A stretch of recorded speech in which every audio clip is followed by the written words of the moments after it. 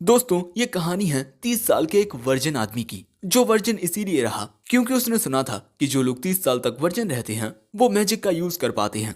लेकिन 30 साल का होने के बाद भी वो मैजिक का यूज नहीं कर पाता और इसी गम में हार्ट अटैक से उसकी मौत हो जाती है। फिर वो एक अलग दुनिया में रीइंकार्नेट होता है। लेकिन उसकी किस्मत तो देखो, इस दुनिया में भी मैजिक नहीं है। लेकिन वो हार नहीं मानता और कहीं ना कहीं से मैजिक के सुराग इस दूसरी दुनिया में ढूंढने लगता है। तो क्या वो कभी मैजिक का यूज कर पाएगा? चलिए जानते हैं। कहानी की शुरुआत में हमें एक अलग ही दुनिया का सीन दिखाया जाता है, जिसके बाद हम एक छोटी बच्ची को देखते हैं जो घोड़ा गाड़ी से अपने माता पिता को आते हुए देख बहुत खुश हो जाती है। ये दोनों आते ही पूछते हैं, मैरी, कहीं तुम्हें हमारे बिना अकेले डर तो नहीं लग रहा था? मैरी कहती है, नहीं, क्योंकि रोज मेरे साथ थी। जिसके बाद मैरी अपने छोटे भाई को देखती है। उसकी माँ ने कुछ वक्त पहले ही एक लड़के को जन्म दिया है। ये है मैरी का छोटा भाई शियोन। तभी शियोन मैरी को देख उसकी ओर अपने हाथ बढ़ाता है। यहाँ मैरी को शियोन बहुत ही प्यारा लगता है, इसीलिए वो उसे किस कर लेती है। शियोन उसे ताकता ही रह जाता है, जिसके बाद वो मुस्कुरा कर कहती है, शियोन, मैं तुम्हारी बड़ी बहन हूँ। और फिर सीधे 3 साल गुजर जाते हैं। मैरी भागते हुए आती है और कहती है, मैं जीत गई। और जब शियोन वहाँ पहुँचता है तब तक वो काफी थक चुका था। वो कहता है, आप तो बहुत तेज हो दीदी। मैरी कहती है, आखिर हूँ भी क्यों ना, मैं तुम्हारी बड़ी बहन हूँ। तभी उनके पिता वहाँ आते हैं, सो मैरी भागकर उनके पास चली जाती है। शियोन कहता है, मेरी दीदी में कितनी ज्यादा एनर्जी है। तभी मैरी के पिता कहते हैं, सच में तुम तो बहुत ही ज्यादा एनर्जेटिक हो मैरी। वो कहती है, हाँ, सब लोग मुझसे यही कहते हैं। और तभी शियोन को वहाँ देख उसके पिता कहते हैं, तो शियोन, तुम हमेशा की तरह डिपेंडेबल लग रहे हो। अपने पिता की ये बात सुन मैरी सोचती है कि हाँ, ये बात तो सच है कि शियोन बहुत ही ज्यादा डिपेंडेबल है। वो बिस्तर गीला नहीं करता, माँ की भी मदद करता है और कई बार मैंने उसे बड़ों की तरह परेशान होते हुए भी देखा है। और भले ही शियोन सबके सामने ऐसे ही मुस्कुराता रहता हो, लेकिन मैरी ने छुप छुप कर शियोन को अजीब से शब्दों का उच्चारण करते हुए देखा है, जैसे fire ball, ice storm, Thunderbolt. और जब मैरी उससे जाकर पूछती है कि वो क्या कर रहा था, तब वो कहता है, कुछ नहीं। प्रेजेंट में मैरी मन में कहती है, ये शियोन भी मुझसे बहुत सारी बातें छुपाता है। अब रात के वक्त हम इन सभी को डिनर करते हुए देखते हैं। लेकिन तभी शियोन खड़ा होकर अपने पिता से पूछता है कि पिताजी, क्या इस दुनिया में मॉन्स्टर्स एग्जिस्ट करते हैं? वो कहते हैं, हाँ बिल्कुल करते हैं। इसीलिए सभी बच्चों को जवान होने तक घर से बाहर नहीं निकलने दिया जाता। और अगर कभी तुम्हें मॉन्स्टर दिखाई दे जाए तो वहाँ से तुरंत भागो। साथ ही दोस्तों, इस दुनिया में स्पिरिट्स का तो नहीं पता, लेकिन फेरीज जरूर एग्जिस्ट करती हैं। लेकिन उनका मिल पाना बहुत ही ज्यादा रेयर होता है। आखिर में शियोन पूछता है, क्या इस दुनिया में मैजिक भी एग्जिस्ट करता है? वो कहते हैं, बिल्कुल भी नहीं, मैंने तो ये मैजिक वर्ड ही पहली बार सुना है। शियोन कहता है, हो सकता है कि आपको इस चीज के बारे में पता ना हो। वो कहते हैं, हाँ, ऐसी भी चीजें हैं जिनके बारे में मैं नहीं जानता, लेकिन जितनी जानकारी मुझे है उसके अनुसार मैजिक जैसा वर्ड एग्जिस्ट ही नहीं करता। वैसे शियोन, तुमने मॉन्स्टर्स, फेयरीज और इस मैजिक के बारे में कहाँ से सीखा? तभी मैरी शियोन से पूछती है, तुम ठीक तो हो ना शियोन? वो कहता है, हाँ मैं ठीक हूँ। लेकिन इसके बाद वो जरा उदास हो जाता है और फिर उसने कभी भी मैजिक की कोई बात नहीं की। फिर से 3 साल गुजरते हैं और हम देखते हैं कि शियोन बुक पढ़ रहा है और जो मैरी है वो तलवारबाजी की प्रैक्टिस कर रही है एक वुडन स्वॉर्ड के साथ। काफी देर प्रैक्टिस करने के बाद वो शियोन के बगल में आकर बैठ जाती है। लेकिन शियोन पूछता है, आप इतनी प्रैक्टिस क्यों करते हो? वो कहती है, क्योंकि अगर कभी कुछ होता है तब मैं चीजों को संभाल पाऊं। मान लो अगर मॉन्स्टर्स अचानक ही हमारे सामने आ गए तो? और मुझे लगता है कि मेरी फाइटिंग स्किल्स काफी अच्छी हैं, इनसे मैं तुम्हारी हिफाजत करूंगी। मैं तुम्हारी बड़ी बहन हूँ और अगर मैंने खुद को स्ट्रॉन्ग नहीं बनाया तब जरूरत के वक्त पर मैं तुम्हारी मदद नहीं कर पाऊंगी। शियोन कहता है, आप ये सब मेरे लिए कर रहे हो? वो कहती है, हाँ, मैं बहुत ज्यादा स्मार्ट तो नहीं हूँ, लेकिन फिजिकल वर्क में मैं बेहतर हूँ। और यहाँ शियोन अपनी बहन को देखता रह जाता है। अब शाम के वक्त एक झील किनारे हम फिर से मैरी को प्रैक्टिस करते हुए देखते हैं। यहाँ एक और लड़की है, इसका नाम रोज है। ये मैरी से पूछती है, तुम दिन भर यही करती रहती हो, तुम बोर नहीं होती? और तुम्हारा छोटा भाई, वो हमेशा की तरह घर में बैठकर पढ़ रहा होगा, है ना? तुम दोनों भाई बहन कितने अजीब हो। दोस्तों, तभी हम मैरी को थोड़ा निराश देखते हैं। उसने रातों में भी शियोन को बहुत फोकस के साथ पढ़ते हुए देखा है और वो समझती है कि आखिर क्यों शियोन इतनी ज्यादा मेहनत कर रहा है। भले ही उस दिन के बाद शियोन ने उन चीजों से रिलेटेड कभी कोई बात नहीं की, लेकिन आज भी वो कड़ी मेहनत कर रहा है। और तभी अचानक ये दोनों देखती हैं कि सामने की झील में कुछ चमक रहा है और ये देख मैरी हैरान हो जाती है। अगले दिन वो शियोन को उसी जगह पर लेकर जाने लगती है। शियोन कहता है, दीदी माँ ने हमें घर से ज्यादा दूर जाने के लिए मना किया है। सो मैरी कहती है, तुम चिंता मत करो, मैं हूं ना। अब शाम के वक्त हम इन दोनों को उसी झील किनारे बैठे हुए देखते हैं। शियोन कहता है, माँ हम पर गुस्सा करेंगी। वो कहती है, हाँ वो करेंगी तो, लेकिन यहाँ पर आना वर्थ इट होगा। एंड अगले सीन में ये देखते हैं कि झील के अंदर से लाइट निकलने लगी है, जो देख शियोन हैरान हो जाता है। मैरी बताती है कि हर शाम इस झील से ऐसी ही रोशनी निकलती है और जब सबसे पहले मैरी ने ये चीज देखी थी वो अपने माता पिता को यहाँ लेकर आई, लेकिन ताज्जुब की बात ये हुई कि उन दोनों को ही ये रोशनी दिखाई नहीं दी। और इसी बात ने मुझे परेशान किया कि आखिर उन दोनों को ये दिखाई क्यों नहीं दे रही। लेकिन तुम भी इसे देख पा रहे हो, जिसका मतलब ये कुछ लोगों को दिखाई देती है और कुछ को नहीं। वैसे सच कहूँ तो ये बिल्कुल मैजिक की तरह है ना? वही मैजिक जिसके बारे में तुमने कहा था। शियोन कहता है, आपको अब तक याद है? मैरी कहती है, मेरी याददाश्त बहुत अच्छी तो नहीं है, लेकिन ये बात तुमने कही थी इसीलिए हाँ बिल्कुल मुझे याद है। लेकिन भैया ये बात सुन शियोन बहुत ही ज्यादा इमोशनल हो जाता है। सो मैरी उसे शांत करती है और इसके बाद पूछती है, अब तुम उदास तो नहीं हो ना? वो कहता है, नहीं, अब मुझे बहुत अच्छा लग रहा है। जो बात सुन मैरी खुश हो जाती है, जिसके बाद ये दोनों झील की ओर देखते हैं। और फिर अगले दिन सुबह होते ही ये दोनों बहुत जल्दी ब्रेकफास्ट करके यहाँ से चले जाते हैं। इनके माता पिता को तो कुछ समझ ही नहीं आता, जिसके बाद हमें उसी झील का सीन दिखाया जाता है और यहाँ पर ये दोनों मछली पकड़ने के लिए आए हैं। लेकिन दौड़कर आने की वजह से शियोन बहुत ज्यादा थक चुका है। वैसे ये दोनों काफी सुबह सुबह आ चुके हैं, इसीलिए आज इनके पास काफी सारा टाइम है। और हमें पता चलता है कि शियोन इस झील को इन्वेस्टिगेट करने आया है कि शाम के वक्त वो लाइट बॉल्स कहाँ से आती हैं। मैरी कहती है, वो तो झील में से आती हैं। शियोन कहता है, हाँ पर शायद झील में कोई चीज है जिसके अंदर से वो लाइट बॉल्स आती हैं। मैरी कहती है, मुझे कुछ ज्यादा समझ तो नहीं आ रहा, लेकिन तुम कह रहे हो तो सही होगा। वैसे अब हम क्या करने वाले हैं? शियोन कहता है, हम जो बाल्टियां लेकर आए हैं सबसे पहले हम उन्हें झील के पानी से भर देंगे, जिसके बाद हम एक में मिट्टी और पत्थर डालेंगे, दूसरे में वाटर प्लांट्स और तीसरे में मछलियाँ। मैरी कहती है, मुझे नहीं पता इससे होगा क्या, लेकिन तुमने कहा है तो मैं ये करूंगी। जिसके बाद ये दोनों एक बाल्टी में वाटर प्लांट्स डाल देते हैं, दूसरे में पत्थर और तीसरे में सिर्फ पानी होता है, क्योंकि मछलियाँ तो अभी इन्हें पकड़ना बाकी है। लेकिन तभी शियोन कहता है, मैं बहुत ज्यादा खुश हूँ जो आप यहाँ मेरे साथ हो। मैरी कहती है, मैं बिल्कुल तुम्हारे साथ रहूंगी, आखिर मैं तुम्हारी बहन जो हूँ। शियोन कहता है, मेरे लिए इतना करने के लिए शुक्रिया। वो कहती है, तुम उदास थे इसीलिए मैंने तुम्हारी मदद की बस। और इसके अलावा मैं भी देखना चाहती थी कि मैजिक जैसी कोई चीज एग्जिस्ट करती भी है या नहीं। लेकिन अगर मैजिक इस दुनिया में सच में एग्जिस्ट करता है तो ये कितनी अच्छी बात है ना?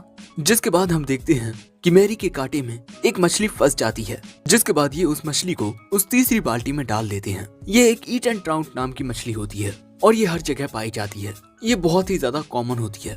तभी वहाँ रोज आकर कहती है, मैरी तुम यहाँ क्या कर रही हो और क्या ये तुम्हारा छोटा भाई है? वो कहती है, हाँ इसका नाम शियोन है। जिसके बाद रोज भी शियोन को अपना इंट्रोडक्शन देती है, मेरा नाम रोज है और मैं इस दुनिया के सूखे रेगिस्तान में बेशकीमती फूल हूँ। मैरी कहती है, अरे ये बकवास कर रही है, ये हमारी तरह बस एक मामूली सी लड़की है। रोज कहती है, क्या यार मजाक किरकिरा कर दिया, वैसे क्या कर रहे हो यहाँ तुम दोनों?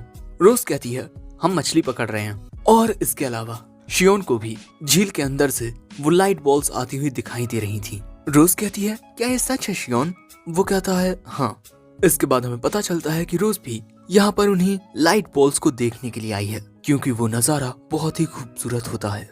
जिसके बाद शियोन रोज से पूछता है, क्या तुम जानती हो कि वो लाइट बॉल्स क्या हैं और वो किस चीज से निकलती हैं? रोज कहती है, नहीं। लेकिन यहाँ पर शियोन रोज के कुछ ज्यादा ही करीब आ जाता है, जो देख मैरी को अच्छा नहीं लगता। अब शाम के वक्त हम देखते हैं कि झील में से वो लाइट बॉल्स निकलना शुरू हो गई हैं। रोज तो मस्त मछली पकड़ रही है, पर ये दोनों उन बाल्टियों में देख रहे हैं कि किस चीज से लाइट निकलती है, मछली में से या पानी में मौजूद पौधों में से या पानी के पत्थर और मिट्टी में से। लेकिन लाइट नहीं निकलती। शियोन पूछता है, क्या इस झील में ईट एंड ट्राउट के अलावा भी और जीव रहते हैं? मैरी कहती है, हाँ रहते तो हैं। रोज कहती है, लेकिन ऐसे तो झील में बहुत सारी चीजें रहती हैं, क्या तुम उन सभी को पकड़ोगे? अब इसीलिए शियोन के दिमाग में आइडिया आता है। वो अपने कपड़े उतार कर झील में जाने लगता है। मैरी को शियोन की इतनी चिंता हो रही थी कि वो भी अपने कपड़े उतारने लगती है झील में उसके साथ जाने के लिए, जिसके बाद वो शियोन के पास आ जाती है और इसके बाद ये दोनों झील के अंदर से उन लाइट बॉल्स को आते हुए देखने लगते हैं।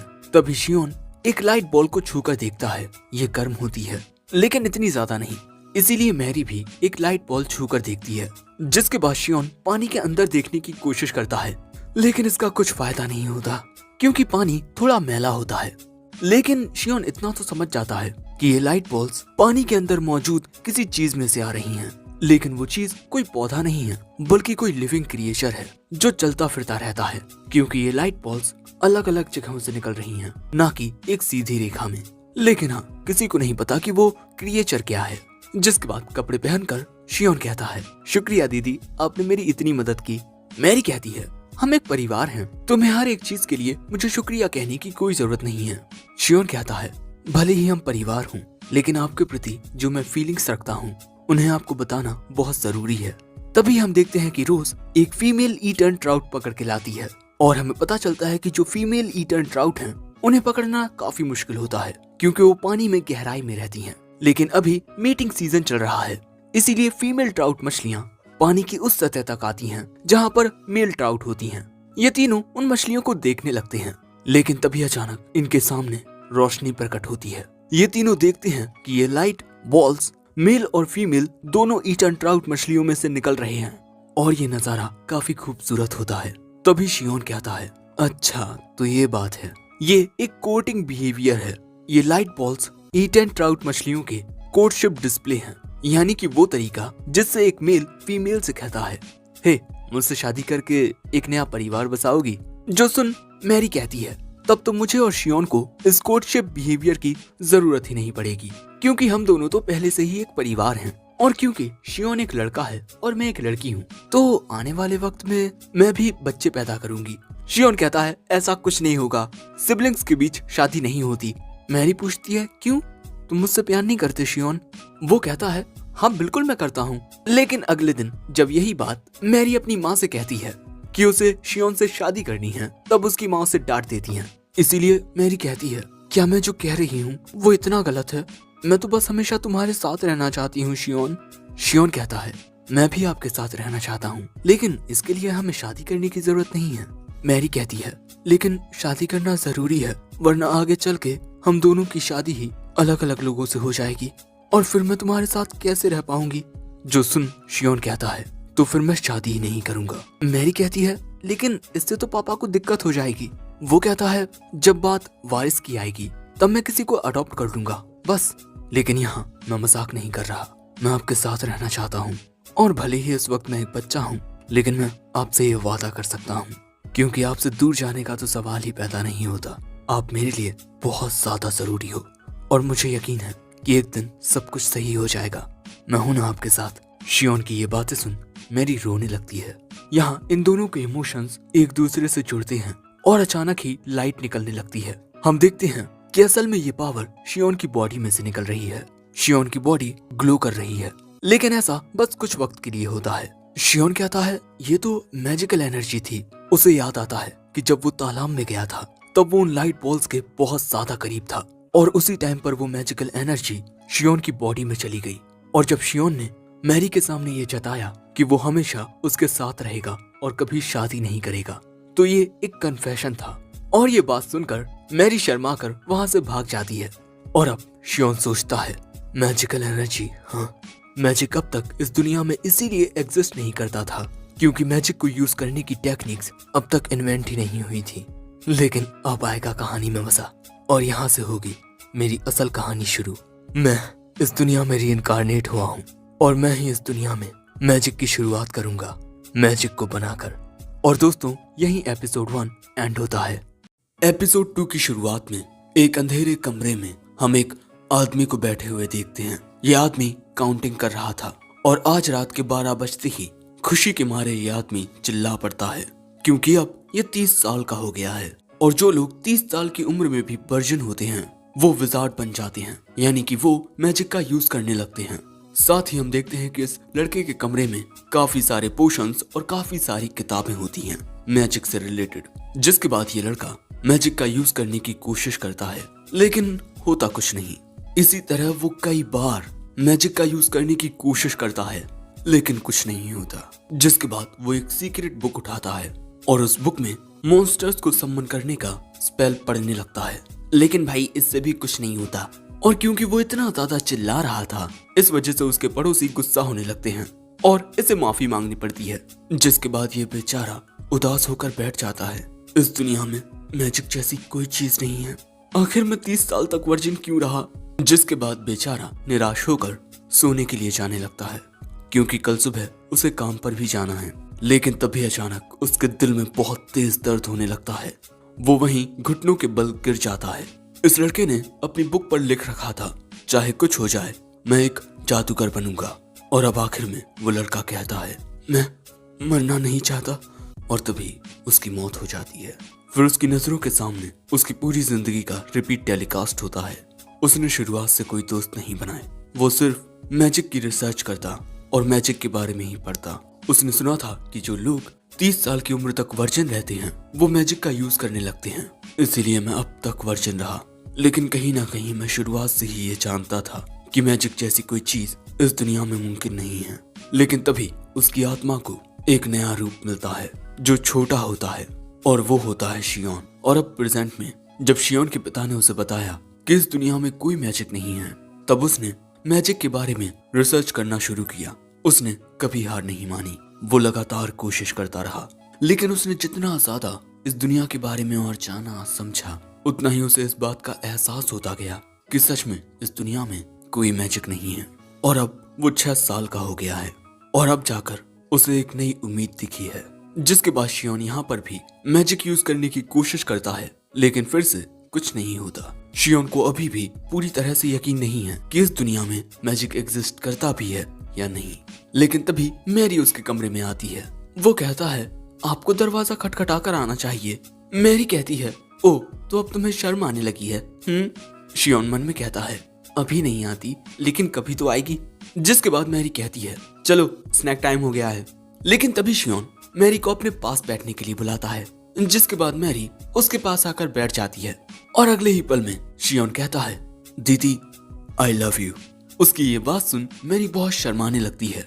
लेकिन तभी अचानक फिर से शियोन की बॉडी ग्लो करती है। शियोन कहता है, मैंने सही सोचा था, जब मैंने प्यार का इजहार किया तब ये मैजिकल एनर्जी एक्टिवेट हो गई। लेकिन क्या इसका मतलब जब भी मुझे मैजिकल पावर को एक्टिवेट करना होगा मुझे ऐसे ही प्रपोज करना होगा? नहीं यार, मैं ऐसा नहीं कर सकता। लेकिन तभी वो देखता है कि मैरी उसकी ओर गुस्से में देख रही है। जिसके बाद वो उस पर गुस्सा करते हुए कहती है, तुम मेरा इस्तेमाल किसी खिलौने की तरह कर रहे हो, है ना? तुमने अभी अभी मुझसे झूठ कहा। शियोन कहता है, नहीं वो सच था। मैरी शर्माते हुए कहती है, तुम सच कह रहे हो? शियोन सोचता है, अरे ये तो बहुत जल्दी मान गई। फिर मैरी कहती है, अगर तुम सच कह रहे हो तब मैं तुम्हें माफ कर देती हूँ। वैसे क्या तुम्हें इस मैजिक के बारे में कुछ और पता चला? वो कहता है, अभी तो देखकर ये लगता है कि जब भी मैं अपनी फीलिंग्स को जाहिर करूंगा तब मेरी मैजिकल पावर रिलीज होगी। लेकिन साथ ही मैं कुछ और ट्राई भी करना चाहता हूँ। जब भी मैं अपनी फीलिंग्स को जाहिर करता हूँ मैं उन फीलिंग्स को बेहतर तरीके से समझ पाता हूँ। यानी दूसरे शब्दों में मुझे अपने इमोशंस को और अच्छे से समझना होगा। जिसके बाद शियोन थोड़ा कॉन्सेंट्रेट करता है एंड फिर से उसकी बॉडी ग्लो करने लगती है। मैरी कहती है, अरे तुम तो ग्लो कर रहे हो। खुश होकर शियोन कहता है, मैंने कर दिया, लेकिन हाँ मैं अपनी बॉडी को सिर्फ ग्लो ही कर पाता हूँ अभी। मैरी कहती है, तुम अपनी बॉडी को ग्लो कर सकते हो, ये तो बहुत अमेजिंग है। शियोन मन में कहता है, हाँ मेरी बॉडी ग्लो हुई, लेकिन अब मुझे और भी चीजें सीखनी होंगी ताकि मैं इस दुनिया में मैजिक को क्रिएट कर पाऊं। अब देखो भाई लोग, इस चीज को समझना बहुत आसान है। एग्जाम्पल के लिए एक इलेक्ट्रिक ईल में इलेक्ट्रो रिसेप्टर्स होते हैं जो आसपास की इलेक्ट्रिक फील्ड्स को सेंस कर सकते हैं।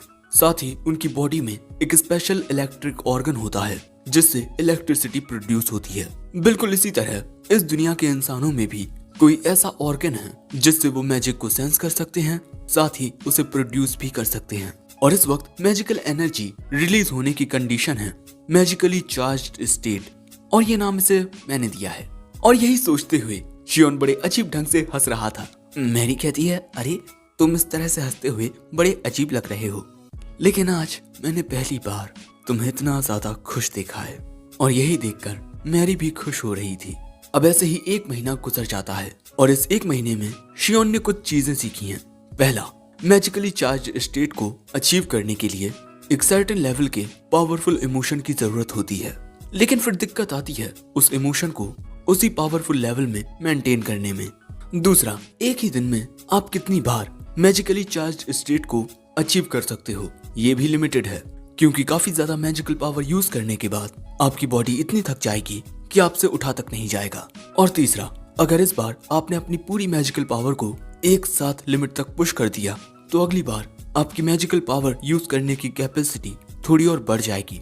एंड फोर्थ, बिल्कुल उन मैजिकल लाइट बॉल्स की तरह एक मैजिकली चार्ज्ड स्टेट को भी वो लोग नहीं देख सकते जिनमें मैजिकल एनर्जी यूज करने का पोटेंशियल नहीं होता, और जिन लोगों में इस मैजिकल एनर्जी को देखने का पोटेंशियल होता है वो इसकी गर्माहट भी महसूस कर सकते हैं। और पांचवा, जो शियोन के लिए सबसे बड़ी मुश्किल है कि वो मैजिक लाइट बॉल्स को नहीं बना सकता, और शायद ऐसा इस वजह से है कि एक पर्सन कितनी मैजिकल एनर्जी को प्रोड्यूस कर सकता है उसकी एक लिमिट है, और शायद जितनी मैजिकल एनर्जी शियोन के पास है उससे वो अपनी बॉडी को सिर्फ ग्लो ही कर सकता है।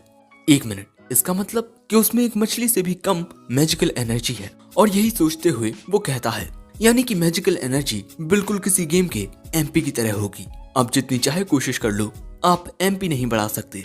इसका मतलब मेरा तो डेड एंड आ गया।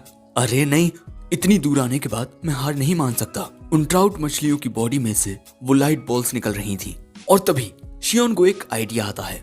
वो मैजिकली चार्ज स्टेट में आकर अपनी पूरी मैजिकल एनर्जी को अपने हाथ में लाने की कोशिश करता है, लेकिन अभी उसके लिए ऐसा कर पाना बहुत मुश्किल होता है। वो समझ चुका है कि अगर उसे मैजिक का यूज करना है तब उसे लॉजिक और इमोशन को मिक्स करना होगा। जिसके बाद वो एक और चीज ट्राई करता है। वो सोचता है कि अगर मैजिकल एनर्जी मेरे राइट हैंड में इकट्ठा हो गई तब वो कितना खुश होगा, और उसी इमोशन को फील करते हुए इस बार शियोन के राइट हैंड में काफी मैजिकल एनर्जी इकट्ठा हो जाती है, और थोड़ी ही देर में वो मैजिकल पावर एक लाइट बॉल बन जाती है। और ये देख शियोन बहुत ज्यादा खुश होता है, मेरा दायां हाथ चमक रहा है। और उसके बाद वो उस लाइट बॉल के साथ दीवार में मुक्का मारता है, लेकिन इससे बेचारे को चोट आ जाती है। मुझे लग रहा था कि मैं उस लाइट बॉल से अटैक कर पाऊंगा, लेकिन वो तो एक मामूली लाइट बॉल थी। लेकिन कोई बात नहीं, इस बार मैं एक लाइट बॉल बनाने में कामयाब हो गया। हाँ तो दोस्तों, मैजिकल एनर्जी को चार्ज्ड स्टेट में एक ही स्पेसिफिक जगह पर इकट्ठा करने की टेक्निक को कहते हैं गैदर्ड मैजिक। और अब शियोन कहता है, मैं इसी तरह प्रैक्टिस करता रहूंगा जब तक मैं बेहोश ना हो जाऊं। अगले सीन में हम देखते हैं कि शियोन के पिता इन तीनों को फाइटिंग ट्रेनिंग देने वाले हैं, लेकिन बेचारा शियोन तो काफी थका हुआ लगता है। और इस ट्रेनिंग में शियोन और रोज आज से ही शामिल हुए हैं। यहाँ शियोन के पिता कहते हैं, तुम सभी को फोकस के साथ ट्रेनिंग करनी होगी, क्योंकि ये लकड़ी की तलवार भी लोगों को मारने की ताकत रखती है।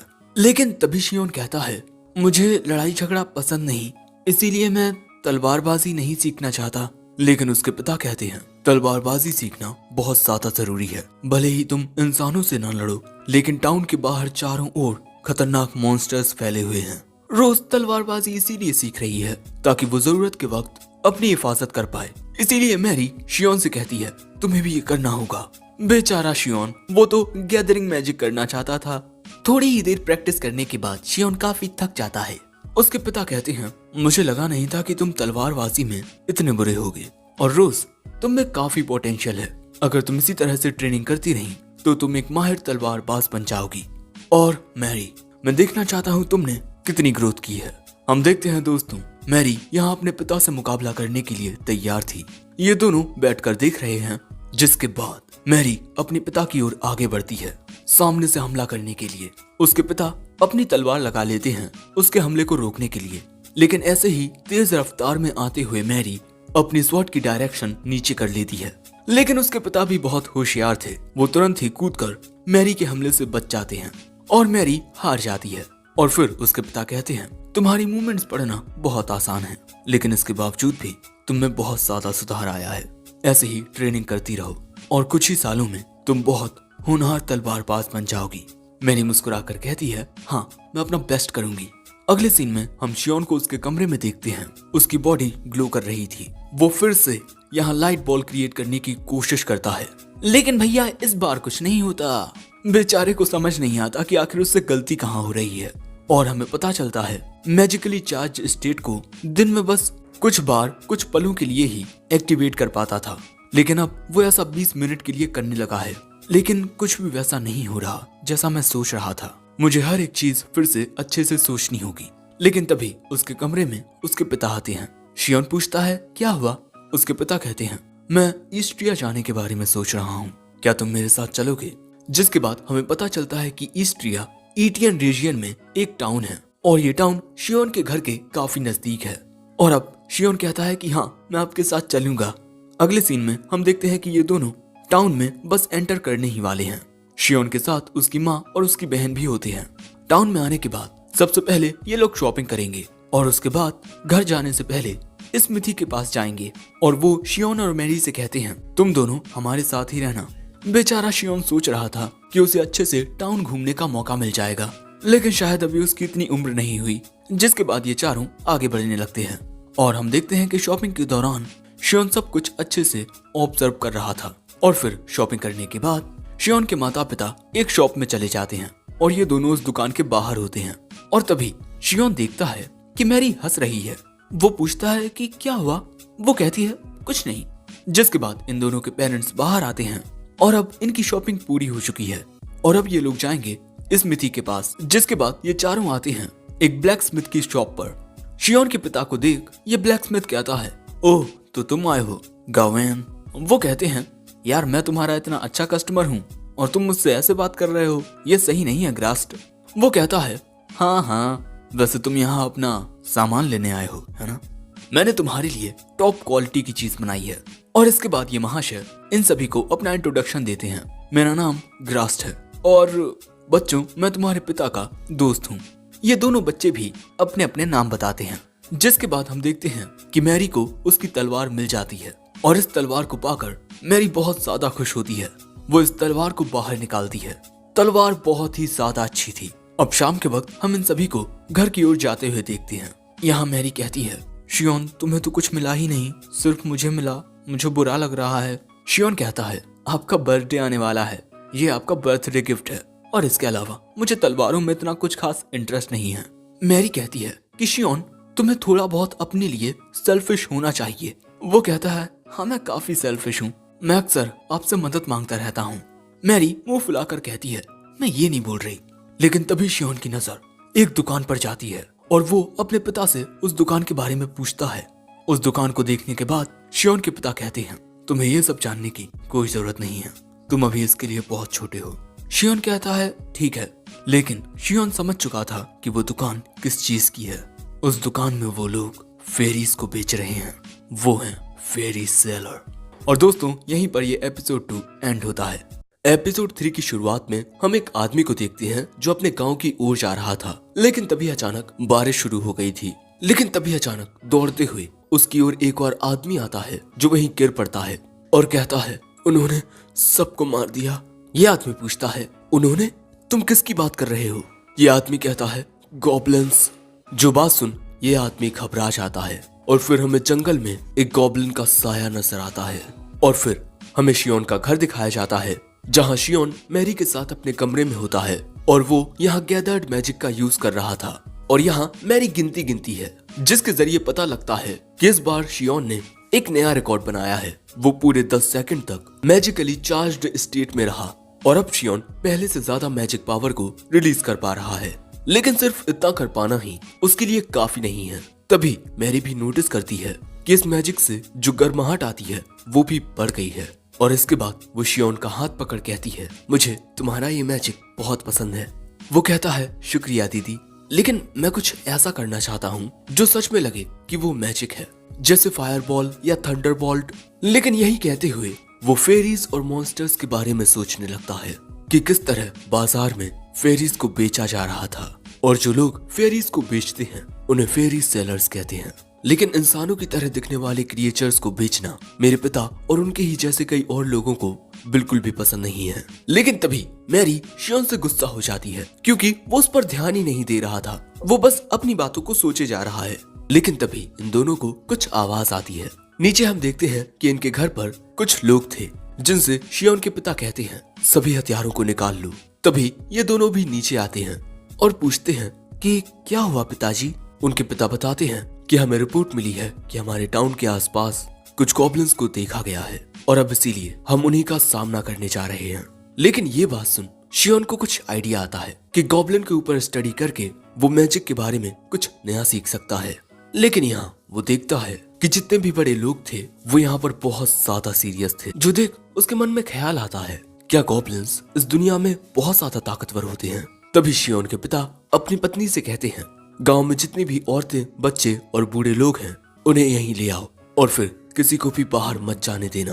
तभी मैरी कहती है शियोन तुम चिंता मत करना, पिताजी और बाकी सब उन गॉब्लिन्स को मार देंगे और यहाँ मैं तुम्हारी हिफाजत करूंगी। लेकिन यहाँ शियोन नोटिस करता है कि मैरी का हाथ कांप रहा है, जिसके बाद शियोन के पिता और बाकी आदमी गॉब्लिन्स का सामना करने वहां से जाने लगते हैं। लेकिन जाने से पहले शियोन के पिता कहते हैं हमारी ज्यादा चिंता मत करना, वहां पर सिर्फ 2 गॉब्लिन्स हैं।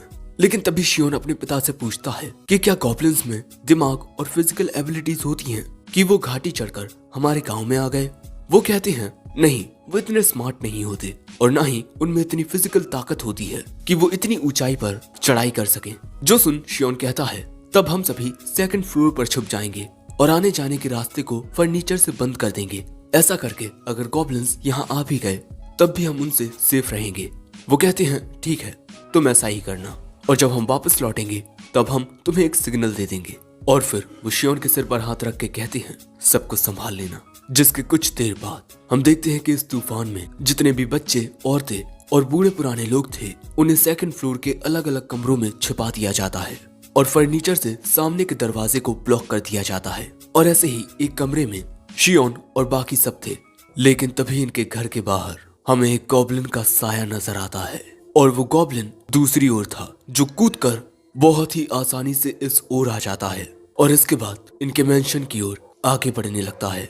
इस तूफानी रात में देखने पर लग रहा था जैसे ये गॉब्लिन बहुत ही ज्यादा खतरनाक है और ऐसे ही इनके घर की ओर आगे बढ़ता हुआ वो दरवाजे के पास पहुंचकर अपने नाखूनों से उसे कुरेदने लगता है, जो आवाज इन्हें सुनाई देती है। अब शियोन के पिता ने इनसे कहा था कि जब वो वापस आएंगे तब एक सिग्नल देंगे, लेकिन यहाँ इन्हें कोई सिग्नल नहीं मिला और इसी से ये समझ जाते हैं कि ये कोई और है। और अब दरवाजे को कुरेदने की आवाज बढ़ती जा रही थी, जो सुनकर ये लोग घबराना शुरू कर देते हैं। लेकिन कुछ देर बाद आवाज आना बंद हो जाती है। जैसे ही इन्हें लगता है कि वो गॉब्लिन शायद यहाँ से जा चुका है, तभी अचानक एक खिड़की तोड़ने की आवाज आती है, जो सुन शियोन भी घबरा जाता है। वो गॉब्लिन खिड़की तोड़कर अब मेंशन में घुस आया था और इसीलिए शियोन यहाँ पर सभी को बिल्कुल चुप रहने को कहता है। वो गॉब्लिन अब सीढ़ियां चढ़ के ऊपर आ रहा था। इन सब की घबराहट और भी बढ़ती जा रही थी, पर क्योंकि ये सभी बिल्कुल चुप थे इसीलिए इनके कमरे के सामने आकर भी वो गॉब्लिन यहाँ से गुजर जाता है। उसके यहाँ से जाने की आवाज सुन ये खुश हो जाते हैं, पर तभी अचानक बिजली कड़कती है, जिस आवाज को सुन ये माँ बेटी डरकर चिल्ला पड़ती हैं। और फिर क्या था, वो गॉब्लिन भी इस चिल्लाहट को सुन लेता है और फिर इनके दरवाजे के सामने आकर उसे भी कुरेदना शुरू कर देता है। और उसकी ताकत इतनी ज्यादा थी कि दरवाजा तोड़कर उसका एक हाथ निकल आता है। अब बिजली कड़क रही थी, ये सभी बहुत ज्यादा घबराए हुए थे और अगले ही पल में वो गॉब्लिन दरवाजा तोड़कर कमरे के अंदर आ चुका था। ये सभी उसे देखकर बहुत डर चुके थे, लेकिन डरने के बावजूद भी शियोन की माँ अपने बच्चों के लिए सामने आ जाती है। लेकिन वो गॉब्लिन उन्हें देखकर इस तरह हंसता है जिससे घबराकर वो वहीं गिर पड़ती हैं। शियोन भी देखता है कि ये गॉब्लिन हंस रहा है, यानी कि ये बहुत ही ज्यादा समझदार है और हम सबसे बहुत ज्यादा ताकतवर भी।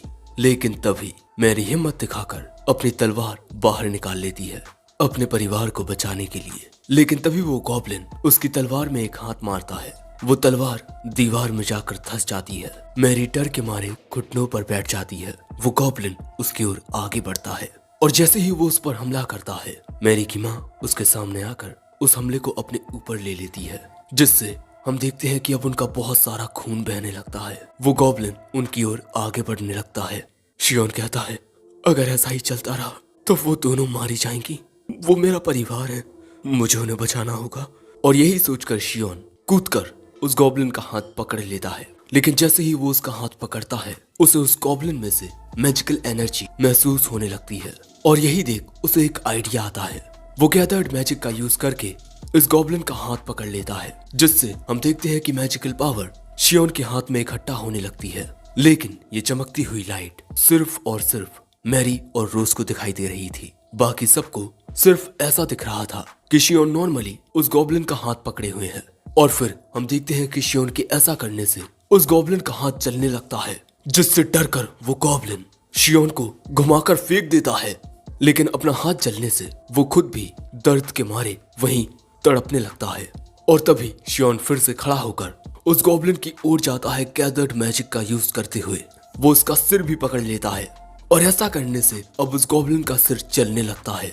शियोन अपना पूरा जोर लगाते हुए उस गॉब्लिन को दबाए रहता है, और थोड़ी ही देर में वो गॉब्लिन मारा जाता है। शियोन को यकीन नहीं होता कि उसने एक गॉब्लिन को मार दिया, और अब इसी वजह से वहां मौजूद ये माँ बेटी अब शियोन से भी डरने लगते हैं। मैरी और रोज भी ये देख बहुत हैरान थी। शियोन कहता है, तुम सब मुझे ऐसे क्यों देख रहे हो? लेकिन अगले ही पल में रोज शियोन का हाथ पकड़ कहती है, शियोन शुक्रिया, तुम्हारी वजह से हम सब बच गए। लेकिन यहाँ अब शियोन की माँ की हालत बिगड़ने लगती है, और इसी वजह से जो मैरी है वो अपना आपा खोने लगती है। सो रोज और शियोन उसे शांत करने की कोशिश करने लगते हैं, जिसके बाद शियोन भी देखता है कि उसकी माँ का खून बहुत ज्यादा बह चुका है। उसे कुछ भी करके जल्द से जल्द इस बहते हुए खून को रोकना होगा। तभी वहाँ कुछ और औरतें आ जाती हैं, जिसके बाद हम देखते हैं कि शियोन उनकी मदद से अपनी माँ को बिस्तर पर लेटा देता है, और फिर पूछता है, यहाँ मौजूद किसी को क्या दवाइयों की जानकारी है? लेकिन दोस्तों, ये बस एक छोटा सा गांव था, यहाँ कोई भी मेडिकल के बारे में कुछ नहीं जानता। इसलिए अब वो सोचता है कि वो क्या कर सकता है, ऑपरेशन। जिसके बाद वो कहता है, मुझे आप सबकी मदद चाहिए मेरी माँ को बचाने के लिए। मेरी माँ के कमरे में सिलाई के कुछ उपकरण हैं, उन्हें लेकर आइए, साथ ही थोड़ी शराब और कुछ साफ कपड़े। जिसके बाद वो औरतें सामान ढूंढने के लिए जाने लगती हैं। जिसके बाद हम देखते हैं कि ये माँ बेटी शियोन को शुक्रिया कहते हैं, और यहाँ पर शियोन भी हार नहीं मानने वाला। जिसके बाद सारी चीजें रेडी हो जाती हैं। जिसके बाद शियोन इस औरत से इसका नाम पूछता है। इसका नाम लिया है, और ये सिलाई में बहुत अच्छी है। जिसके बाद शियोन एक चाकू से अपनी माँ के कपड़े फाड़ता है। शियोन देखता है कि ये जख्म इतना गहरा नहीं है जितना उसने सोचा था, लेकिन कहीं उस गॉब्लिन के नाखूनों में जहर ना हो। जिसके बाद शियोन लिया से इन जख्मों को सिलने को कहता है, लेकिन ये बात सुन लिया घबरा जाती है, क्योंकि अब तक इस दुनिया में जख्मों को सिलने का तरीका शायद से ढूंढा नहीं गया है। सो शियोन समझाता है कि अगर हम इन जख्मों को सिल देंगे तो इनसे खून बहना बंद हो जाएगा, और मिस लिया, मेरी माँ के जख्मों को सिलकर ही उनकी जान को बचाया जा सकता है, वरना ज्यादा खून बहने से उनकी मौत हो जाएगी। अब पहले तो लिया बहुत घबरा रही थी, क्योंकि वो नहीं चाहती थी कि वो शियोन की माँ यानी कि अपनी मालकिन को सुई के जरिए और जख्म दे। लेकिन फिर वो शियोन की बातों पर यकीन करती है। जिसके बाद हम देखते हैं कि रोज उन जख्मों को साफ करती है। जिसके बाद हम देखते हैं कि लिया एक कांटे की मदद से जख्मों को सिलती है, और अब कुछ देर बाद शियोन के आइडिया से उसकी माँ बच जाती है, लेकिन वो अभी भी बेहोश थी। लेकिन यहाँ शियोन को यकीन होता है कि अब वो जल्द ही ठीक हो जाएंगी। लेकिन तभी हम देखते हैं कि मैरी रोते हुए शियोन को पकड़ लेती है। शियोन अपनी बहन को समझाता है कि आप चिंता मत कीजिए, सब कुछ ठीक हो जाएगा। तभी इन्हें बाकी के मर्दों के आने की आवाज आती है। वो यहाँ आ चुके हैं, और फिर हमें पता चलता है कि शियोन के पिता के साथ जो लोग गए थे उन्होंने साथ में मिलकर गॉब्लिन की गुफा को ढूंढ लिया, और फिर वहाँ मौजूद 2 गॉब्लिन्स को हरा दिया। लेकिन वहाँ मिले सबूतों को देखकर वो समझ गए कि वहाँ सिर्फ 2 गॉब्लिन्स नहीं थे, इसीलिए वो जल्द से जल्द गांव वापस आए। गॉब्लिन से लड़ते हुए कुछ आदमी घायल हुए, लेकिन किसी की भी जान नहीं गई, और फिर ऐसे ही सब कुछ फिर से सही हो गया। और फिर हम देखते हैं कि एक डॉक्टर शियोन की माँ का इलाज करने आता है, और कहता है कि इन जख्मों को सिलने की वजह से ही ये बच पाई हैं। क्या उस टाइम पर यहाँ पर कोई मेडिकल एक्सपर्ट था? लेकिन ये बता नहीं पाते कि ये काम शियोन का था। वो डॉक्टर भी इनसे ज्यादा कुछ नहीं पूछता, और ये सलाह देता है कि इन मोहतरमा को ज्यादा से ज्यादा आराम करना चाहिए। और अब वो होश में भी आ चुकी हैं। मैरी यहाँ अपनी माँ से कहती है, मुझे माफ कर दीजिए, मेरी वजह से आपको चोट आ गई।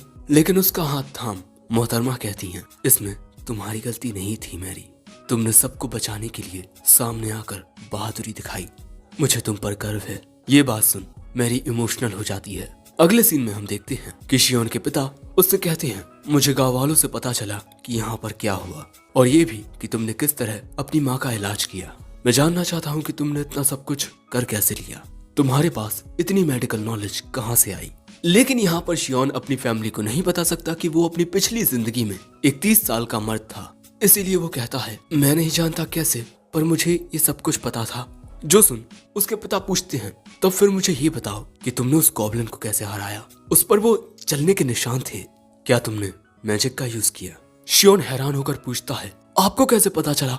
वो कहते हैं, तुम अपनी उम्र के किसी भी बच्चे से बहुत ज्यादा लॉजिकल हो, पर कई बार तुम ऐसी बातें कहते हो जो समझ नहीं आती। तभी मैरी कहती है, पापा शियोन बहुत अमेजिंग है, वो अपनी जी जान लगाकर मैजिक की रिसर्च कर रहा है। उसके पिता ये जान हैरान होते हैं कि शियोन कुछ ऐसा कर रहा है। देखो शियोन, मैं तुम्हें सख्त हिदायत देता हूँ कि तुम इस बारे में किसी भी आउटसाइडर को ना बताओ, साथ ही तुम मैजिक जैसी खतरनाक चीज के बारे में रिसर्च करना भी बंद कर दो। मैरी कहती है, नहीं वो ऐसा नहीं करेगा, वो शुरुआत से इसके लिए बहुत मेहनत करता आ रहा है, लेकिन वो कहते हैं कि ये बहुत ज्यादा खतरनाक है और इसीलिए मैं इसको इस तरह ये सब नहीं करने दे सकता। लेकिन शियोन कहता है, मैं अपनी ये रिसर्च जारी रखूंगा। मैं समझता हूँ पिताजी कि आपको मेरी बहुत चिंता हो रही है, लेकिन अगर मैंने अपनी रिसर्च को छोड़ दिया तब शायद मैं अपने जीने के उद्देश्य को छोड़ दूं। आपके लिए भले से ही ये एक खतरनाक ताकत हो, लेकिन मेरे लिए ये मेरा सपना है, और अगर कभी भी मेरी वजह से किसी को भी कोई भी दिक्कत आती है तब आप मुझे इस घर से निकाल दीजिएगा। अब ये सुन शियोन के पिता समझ जाते हैं कि चाहे कुछ हो जाए शियोन अपनी रिसर्च जारी रखेगा। वो कहते हैं, अगर तुम इसी तरह ये करते रहे तो आगे चल के तुम्हें कोई नहीं अपनाएगा, तुम जिंदगी में अकेले रह जाओगे। क्या तुम्हें ये मंजूर है। वो कहता है, हाँ मुझे मंजूर है। और इसीलिए अब शियोन के पिता कहते हैं, ठीक है तुम अपनी रिसर्च जारी रख सकते हो, लेकिन अब से तुम्हें जो भी पता लगेगा तुम पहले मुझे बताओगे, क्योंकि मैं तुम्हें कुछ भी खतरनाक करने नहीं दूंगा। तुम इसी तरह अपनी रिसर्च करना जारी रखो, क्योंकि ये तुम्हारा सपना है ना। अपने सपने का तब तक पीछा करो जब तक कि तुम इसे हकीकत ना बना दो, और इसमें मैं भी तुम्हारी मदद करूंगा। ये बात सुन शियोन और मैरी बहुत खुश होते हैं, यहाँ तक कि उनकी आंखों में खुशी के आंसू भी आ जाते हैं, क्योंकि अब उनके पिता उनके साथ हैं। और यहीं एपिसोड 3 एंड होता है।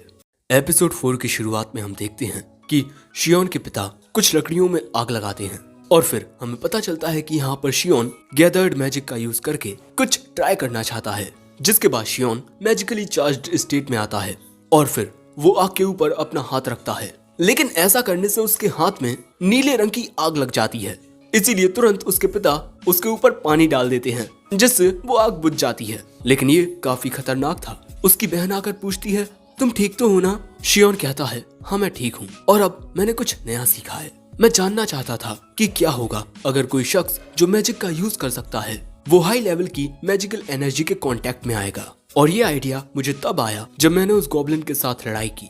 लेकिन इसी के साथ एक नई बात जो मैंने जानी कि जब मैजिकल एनर्जी नेचुरल फेनोमेना से मिलती है तब क्या होता है, जो अभी अभी आप सभी ने देखा। मेरे हाथ पर जो गैदर्ड मैजिक था वो नीली आग की लपटों में तब्दील हो गया, और ऐसा इस वजह से हुआ क्योंकि नेचुरल फेनोमेना मैजिकल एनर्जी के कांटेक्ट में आया।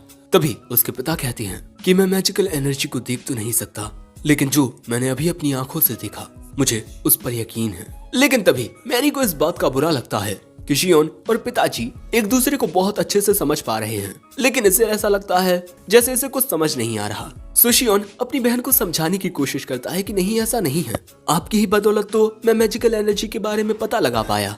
मैरी कहती है, हाँ तुमने सही कहा, ये सब मेरी वजह से हो रहा है। लेकिन तभी शियोन को समझ आता है कि अभी अभी उसने जो किया वो असल में फायर टाइप मैजिक ही था, और वो इसी बारे में सोचकर अब बहुत ही अजीब ढंग से हंसने लगता है कि अब वो भी फायरबॉल का यूज कर पाएगा। और अब शियोन हमसे कहता है कि बुरी घटनाओं से भी कुछ ना कुछ सीखा जा सकता है। और फिर वो दिन आता है जब असल में शियोन की मैजिक की रिसर्च असल में शुरू होती है। हम देखते हैं कि शियोन के पिता पानी फेंकने के लिए बिल्कुल तैयार थे, क्योंकि यहाँ पर शियोन गैदर्ड मैजिक का यूज करके फिर से आग में हाथ डालने वाला था। और जब वो ऐसा करता है तब फिर से उसके हाथ में वो नीली आग लग जाती है। सो तभी उसके पिता पानी डालकर उस आग को बुझा देते हैं। लेकिन इसके बाद फिर से शियोन अपनी और कोशिश करने के लिए तैयार हो जाता है, जिसके बाद शियोन के पिता आग में और भी लकड़ियां डाल देते हैं। शियोन फिर से गैदर्ड मैजिक का यूज करके नीली आग की लपटों को अपने हाथ में लगाता है, अगले ही पल में उसके पिता पानी फेंक कर आग बुझा देते हैं और ऐसे ही ये लगातार कई बार प्रैक्टिस करते हैं। और फिर कुछ देर बाद शियोन के पिता कहते हैं चलो अब एक छोटा सा ब्रेक ले लो, जिसके बाद शियोन अपने भीगे हुए बदन को पोंछने लगता है। तभी वहाँ रोज आती है और फिर शियोन उसे बताता है कि वो यहाँ पर मैजिकल एनर्जी को फायर के साथ कनेक्ट करने की कोशिश कर रहा है और उसने अपने पिता को भी समझा लिया है। अब उसके पिता भी उसकी मदद कर रहे हैं। जिसके बाद शियोन कहता है वैसे कल के लिए शुक्रिया, जब मैंने गैदर्ड मैजिक का यूज करके उस गॉब्लिन को हरा दिया तब जिस तरह तुमने मेरा साथ दिया उस बात से मैं बहुत खुश हुआ। रोज कहती है तुम्हें शुक्रिया कहने की कोई जरूरत नहीं है क्योंकि तुम्हारी ही बदौलत उस दिन हम सभी उस गॉब्लिन से बच सके। वैसे यहाँ मुझे मैरी नहीं दिख रही, वो तो हमेशा तुम्हारे साथ रहती है। वहीं दूसरी ओर हम मैरी को देखते हैं जो स्वॉर्ड्समैनशिप की प्रैक्टिस कर रही थी क्योंकि वो भी खुद को ज्यादा ताकतवर बनाना चाहती है। लेकिन यहाँ रोज शियोन से कहती है कि अगर मैरी को कोई भी दिक्कत होती है तब तुम उसे जरूर जताना कि तुम उसके साथ हो, क्योंकि मेरे ख्याल से वो भी यही उम्मीद रखती है। दूसरी ओर प्रैक्टिस करते वक्त मैरी को फिर से वो दिन याद आता है जब उसका सामना गॉब्लिन से हुआ था और उस वक्त वो कितनी कमजोर पड़ गई थी। यही याद करते हुए मैरी फिर से प्रैक्टिस करना शुरू करती है। और चलो दोस्तों, अब तक हमने मैजिक के बारे में जो भी सीखा है उसे रिवाइज करते हैं। पहली, तुम जितनी ज्यादा मैजिकल एनर्जी को इकट्ठा करोगे तुम्हारे हाथों में उतनी ही बड़ी आग लगेगी और तुम्हारे अंदर मौजूद मैजिकल एनर्जी जितनी ज्यादा बढ़ेगी तुम उतना ही ज्यादा ताकतवर मैजिक यूज कर पाओगे। दूसरी, शियोन ने आग के अलावा भी दूसरी गर्म चीजों पर गैदर्ड मैजिक के जरिए कनेक्ट होने की कोशिश की है और हर बार टेम्परेचर ज्यादा होने पर उसके हाथ में आग लगी है। तीसरा, जब शियोन मैजिकली चार्ज स्टेट में आग को छूता है तब उस टाइम पर उसके हाथ में नॉर्मल आग ही लगती है। और चौथी बात कि अगर तुम अपने हाथ में दस्ताना भी पहन लेते हो तब भी गैदर्ड मैजिक से तुम्हारे हाथ में आग लग जाएगी और तुम्हारा दस्ताना जल जाएगा। और फिर हम देखते हैं कि काफी सारी कोशिशें करने के बाद भी अब तक शियोन आग पर सही से काबू नहीं पा पाया है। इसीलिए शियोन कहता है कि काश वो भी ट्राउट मछलियों की तरह अपने हाथों से लाइट बॉल्स को निकाल पाता।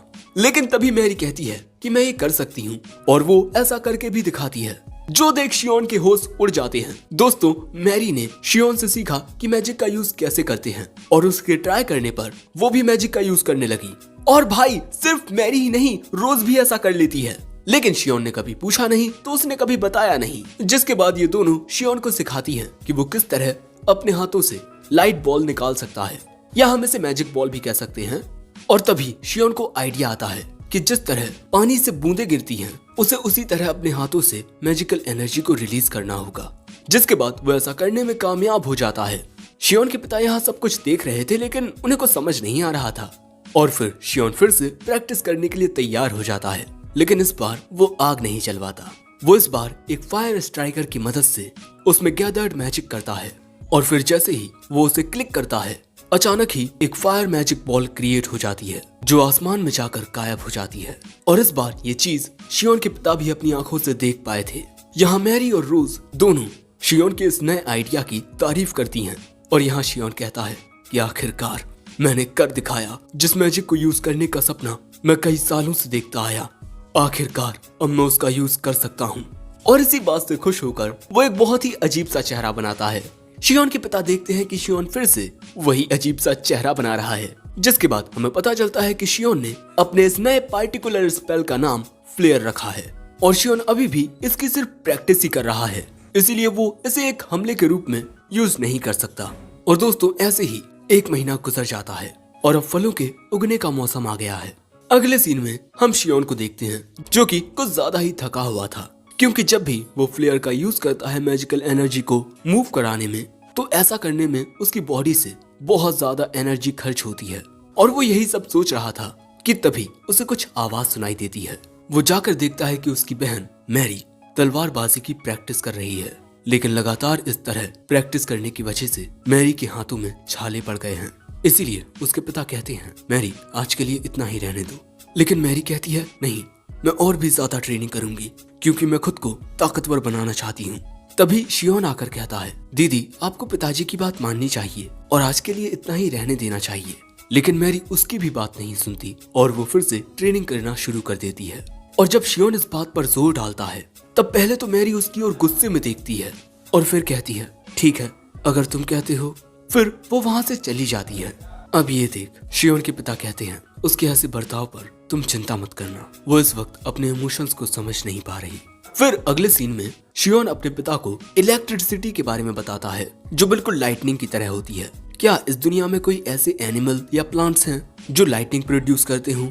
अब जो शियोन है वो फायर मैजिक के अलावा नए मैजिक के बारे में सीखना चाहता है और उसका अगला टॉपिक है लाइटनिंग, और इसीलिए अब वो कहीं से इलेक्ट्रिसिटी ढूंढना चाहता है क्योंकि आग की ही तरह गैदर्ड मैजिक इलेक्ट्रिसिटी पर भी रिस्पॉन्ड करेगी। लेकिन उसके पिता कहते हैं कि नहीं, ऐसा कोई भी जानवर या प्लांट नहीं है। लेकिन हाँ, मैंने कहीं सुना था कि किसी शख्स ने ऐसा ही एक सिमिलर फेनोमेनन देखा था और शायद से इस बात का जिक्र मुझसे ग्रास्ट ने किया था, लेकिन उससे मिलने के लिए हमें आइस्ट्रिया जाना होगा। अब अगले सीन में जब इस बारे में शियोन मैरी से पूछता है तब वो कहती है कि मैं तुम्हारे साथ नहीं चल पाऊंगी, मुझे यहाँ बहुत सारे काम हैं। जिसके बाद वो शियोन को अपने कमरे से बाहर निकालने लगती है और फिर दरवाजा बंद कर देती है। शियोन को अपनी बहन का ये बर्ताव बहुत अजीब लगता है। साथ ही उसने मैरी के हाथ में पट्टी बंधी हुई भी देखी थी। और फिर जब जे आइस्ट्रिया टाउन आते हैं तब ग्रास्ट इन्हें लाइटनिंग और के बारे में बताता है। लेकिन लाइटनिंग और का मिलना बहुत ज्यादा रेयर होता है क्योंकि वो माइनिंग साइट में मिलते हैं और उन्हें लेने के लिए तुम्हें परमिशन की जरूरत पड़ती है। लेकिन उन्हें छूना भी मुश्किल होता है क्योंकि उनमें से इलेक्ट्रिसिटी निकलती है, इसीलिए कोई भी उन्हें छूता तक नहीं। अब शियोन के सामने एक बड़ा सवाल आ गया था कि वो इस लाइटनिंग और को आखिर अपने घर तक कैसे लाएंगे। इसीलिए शियोन यहाँ पूछता है, मिस्टर ग्रास्ट, क्या यहाँ आसपास कोई ऐसा पेड़ नहीं है जिसमें से सफेद रस निकलता हो? वो बताते हैं नहीं, ऐसी कोई चीज नहीं है। शियोन समझ जाता है कि इस दुनिया में रबर ट्रीज नहीं है। तब दूसरी चीज है ग्लास।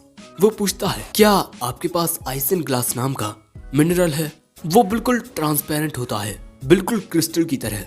मिस्टर ग्रास्ट कहते हैं, क्या तुम पेपर क्रिस्टल की बात कर रहे हो? जिसके बाद जो मिस्टर ग्रास्ट होते हैं वो अपने पास से एक ऐसा ही क्रिस्टल लेकर आते हैं। ये बहुत ही चमकीले होते हैं, इसीलिए मिस्टर ग्रास्ट कुछ क्रिस्टल अपने पास रखते हैं। शियोन उसे छू कर देखता है। दोस्तों, जो आइसिन ग्लास होते हैं वो इलेक्ट्रिकल इंसुलेशन की शीट्स में काम आते हैं और शायद शियोन इस क्रिस्टल का यूज उसकी तरह कर ले, लेकिन ये से उस तरह बनाएगा कैसे? तभी ग्रास्ट कहता है, भैया आजकल के बच्चे ना जाने क्या क्या सोचते रहते हैं। शियोन के पिता कहते हैं कि शियोन किसी नॉर्मल बच्चे की तरह नहीं है। फिर शियोन पूछता है, मिस्टर ग्रास्ट, क्या आपके पास ऐसा ही एक बड़ा क्रिस्टल है? मिस्टर ग्रास्ट बताते हैं कि एक इतना बड़ा क्रिस्टल लेने के लिए तुम्हें 4000 ड्रिल्म लगेंगे। और दोस्तों, इस दुनिया में ये काफी बड़ी रकम है। इतने में एक पूरा परिवार एक 5 स्टार रेस्टोरेंट में खाना खा ले। लेकिन शियोन के पिता शियोन के लिए वो खरीदने के लिए राजी हो जाते हैं क्योंकि आज तक शियोन ने अपने पिता से कुछ भी अपने लिए खरीदने को नहीं कहा। और वो कहते हैं कि मैं तुम्हारा पिता हूँ और अगर मेरी हैसियत इतनी है जितने में मैं तुम्हारी मदद कर सकूं तो मैं तुम्हारी मदद जरूर करूंगा। ग्रास्ट कहता है, तुम सच में बहुत ही अच्छे पिता हो। जिसके बाद हम देखते हैं कि ये लोग अपने घर पर उस लाइटनिंग ओर को लेकर आ जाते हैं और इस बार शियोन की माँ भी उसे देखने के लिए वहीं पर खड़ी हुई थी। जिसके बाद शियोन अपने हाथ में गैदर्ड मैजिक का यूज करके उस लाइटनिंग ओर के करीब जाता है और अपने हाथ से एक मैजिक बॉल क्रिएट करके उसे जैसे ही लाइटनिंग ओर के साथ जोड़ता है, अचानक ही कुछ बहुत अजीब होने लगता है। काफी सारी रेड लाइटनिंग क्रिएट होती है, लेकिन बस कुछ पलों के लिए, फिर वो लाइटनिंग गायब हो जाती है। इन दोनों को लगता है कि शियोन का एक्सपेरिमेंट फेल हो चुका है, इसीलिए ये दोनों उसे सहानुभूति देने लगते हैं। लेकिन शियोन अजीब ढंग से हंसते हुए कहता है, मेरा प्लान कामयाब रहा।